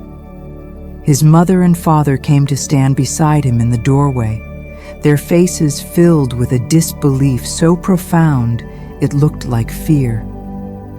A young child, his little sister, who had no memory of rain, pointed a tiny finger at the sky, her eyes wide with wonder. The drops began to fall faster, not with anger, but with a gentle persistence. Kyle took a hesitant step out from the doorway into the open. He held his hands out, palms up, and watched as they filled with the impossible, beautiful water. He lifted his face to the sky, a great cleansing sob of relief shaking his whole body. His family came out to join him, and soon, all up and down the valley, from every small farmhouse and every village cottage, people were stepping out into the rain. They were not running for cover. They were standing in it. Farmers who had watched their crops wither and die stood in their fields, letting the water soak their clothes and run in rivers down their faces. Children who had only known a world of dust and sun splashed in the puddles that were already beginning to form. Their laughter, a sound that had been absent for too long. The elderly sat on their porches, tears of joy mixing with the rain on their wrinkled cheeks. A quiet, profound, and deeply sacred joy was spreading across the land as the long thirst was finally, blessedly broken. The rain fell for the rest of the day and into the night. It was a steady, soaking rain, the kind of rain that sinks deep into the earth, that replenishes the hidden springs and swells the roots of the ancient trees. On the spire, Rowan and her family did not go inside. They stood on the balcony for hours, watching their work unfold. They watched as the brown, dusty color of the valley below began to soften. They watched as the thin, pale ribbon of the river began to darken and widen. The world was drinking, a long, slow, satisfying drink that was healing the wounds of the drought. As night fell, the rain continued, a soft, steady drumming on the stone roofs of their home. It was the most beautiful music Rowan had ever heard. They finally went inside, their clothes soaked through, their hair dripping, but their hearts full. They lit a warm fire in the hearth, and for the first time in a long time, the warmth was a comfort, not a punishment. They sat together, listening to the sound of the rain, a family made whole again. Rowan knew that her journey was over. She had walked into the darkness of the mountain and into the darkness of her own grief, and she had emerged with a gift. Not just the gift of rain for the valley, but the gift of peace for herself and her family. She had learned the great lesson of her craft. Weaving was not about power, not about command. It was about balance. It was about listening. It was about understanding that true strength comes from harmony, from working with the world, not against it. The next morning, the rain had softened to a gentle drizzle, and a thick, beautiful mist filled the valley, a sight they had not seen in an age. The sun rose behind the clouds, its light a soft, diffused silver that made the wet world sparkle. The air was clean and new, as if the world had been washed and reborn. From the balcony, Rowan could already see a change. A faint, almost imperceptible hint of green was beginning to show on the distant fields, the first blush of new life.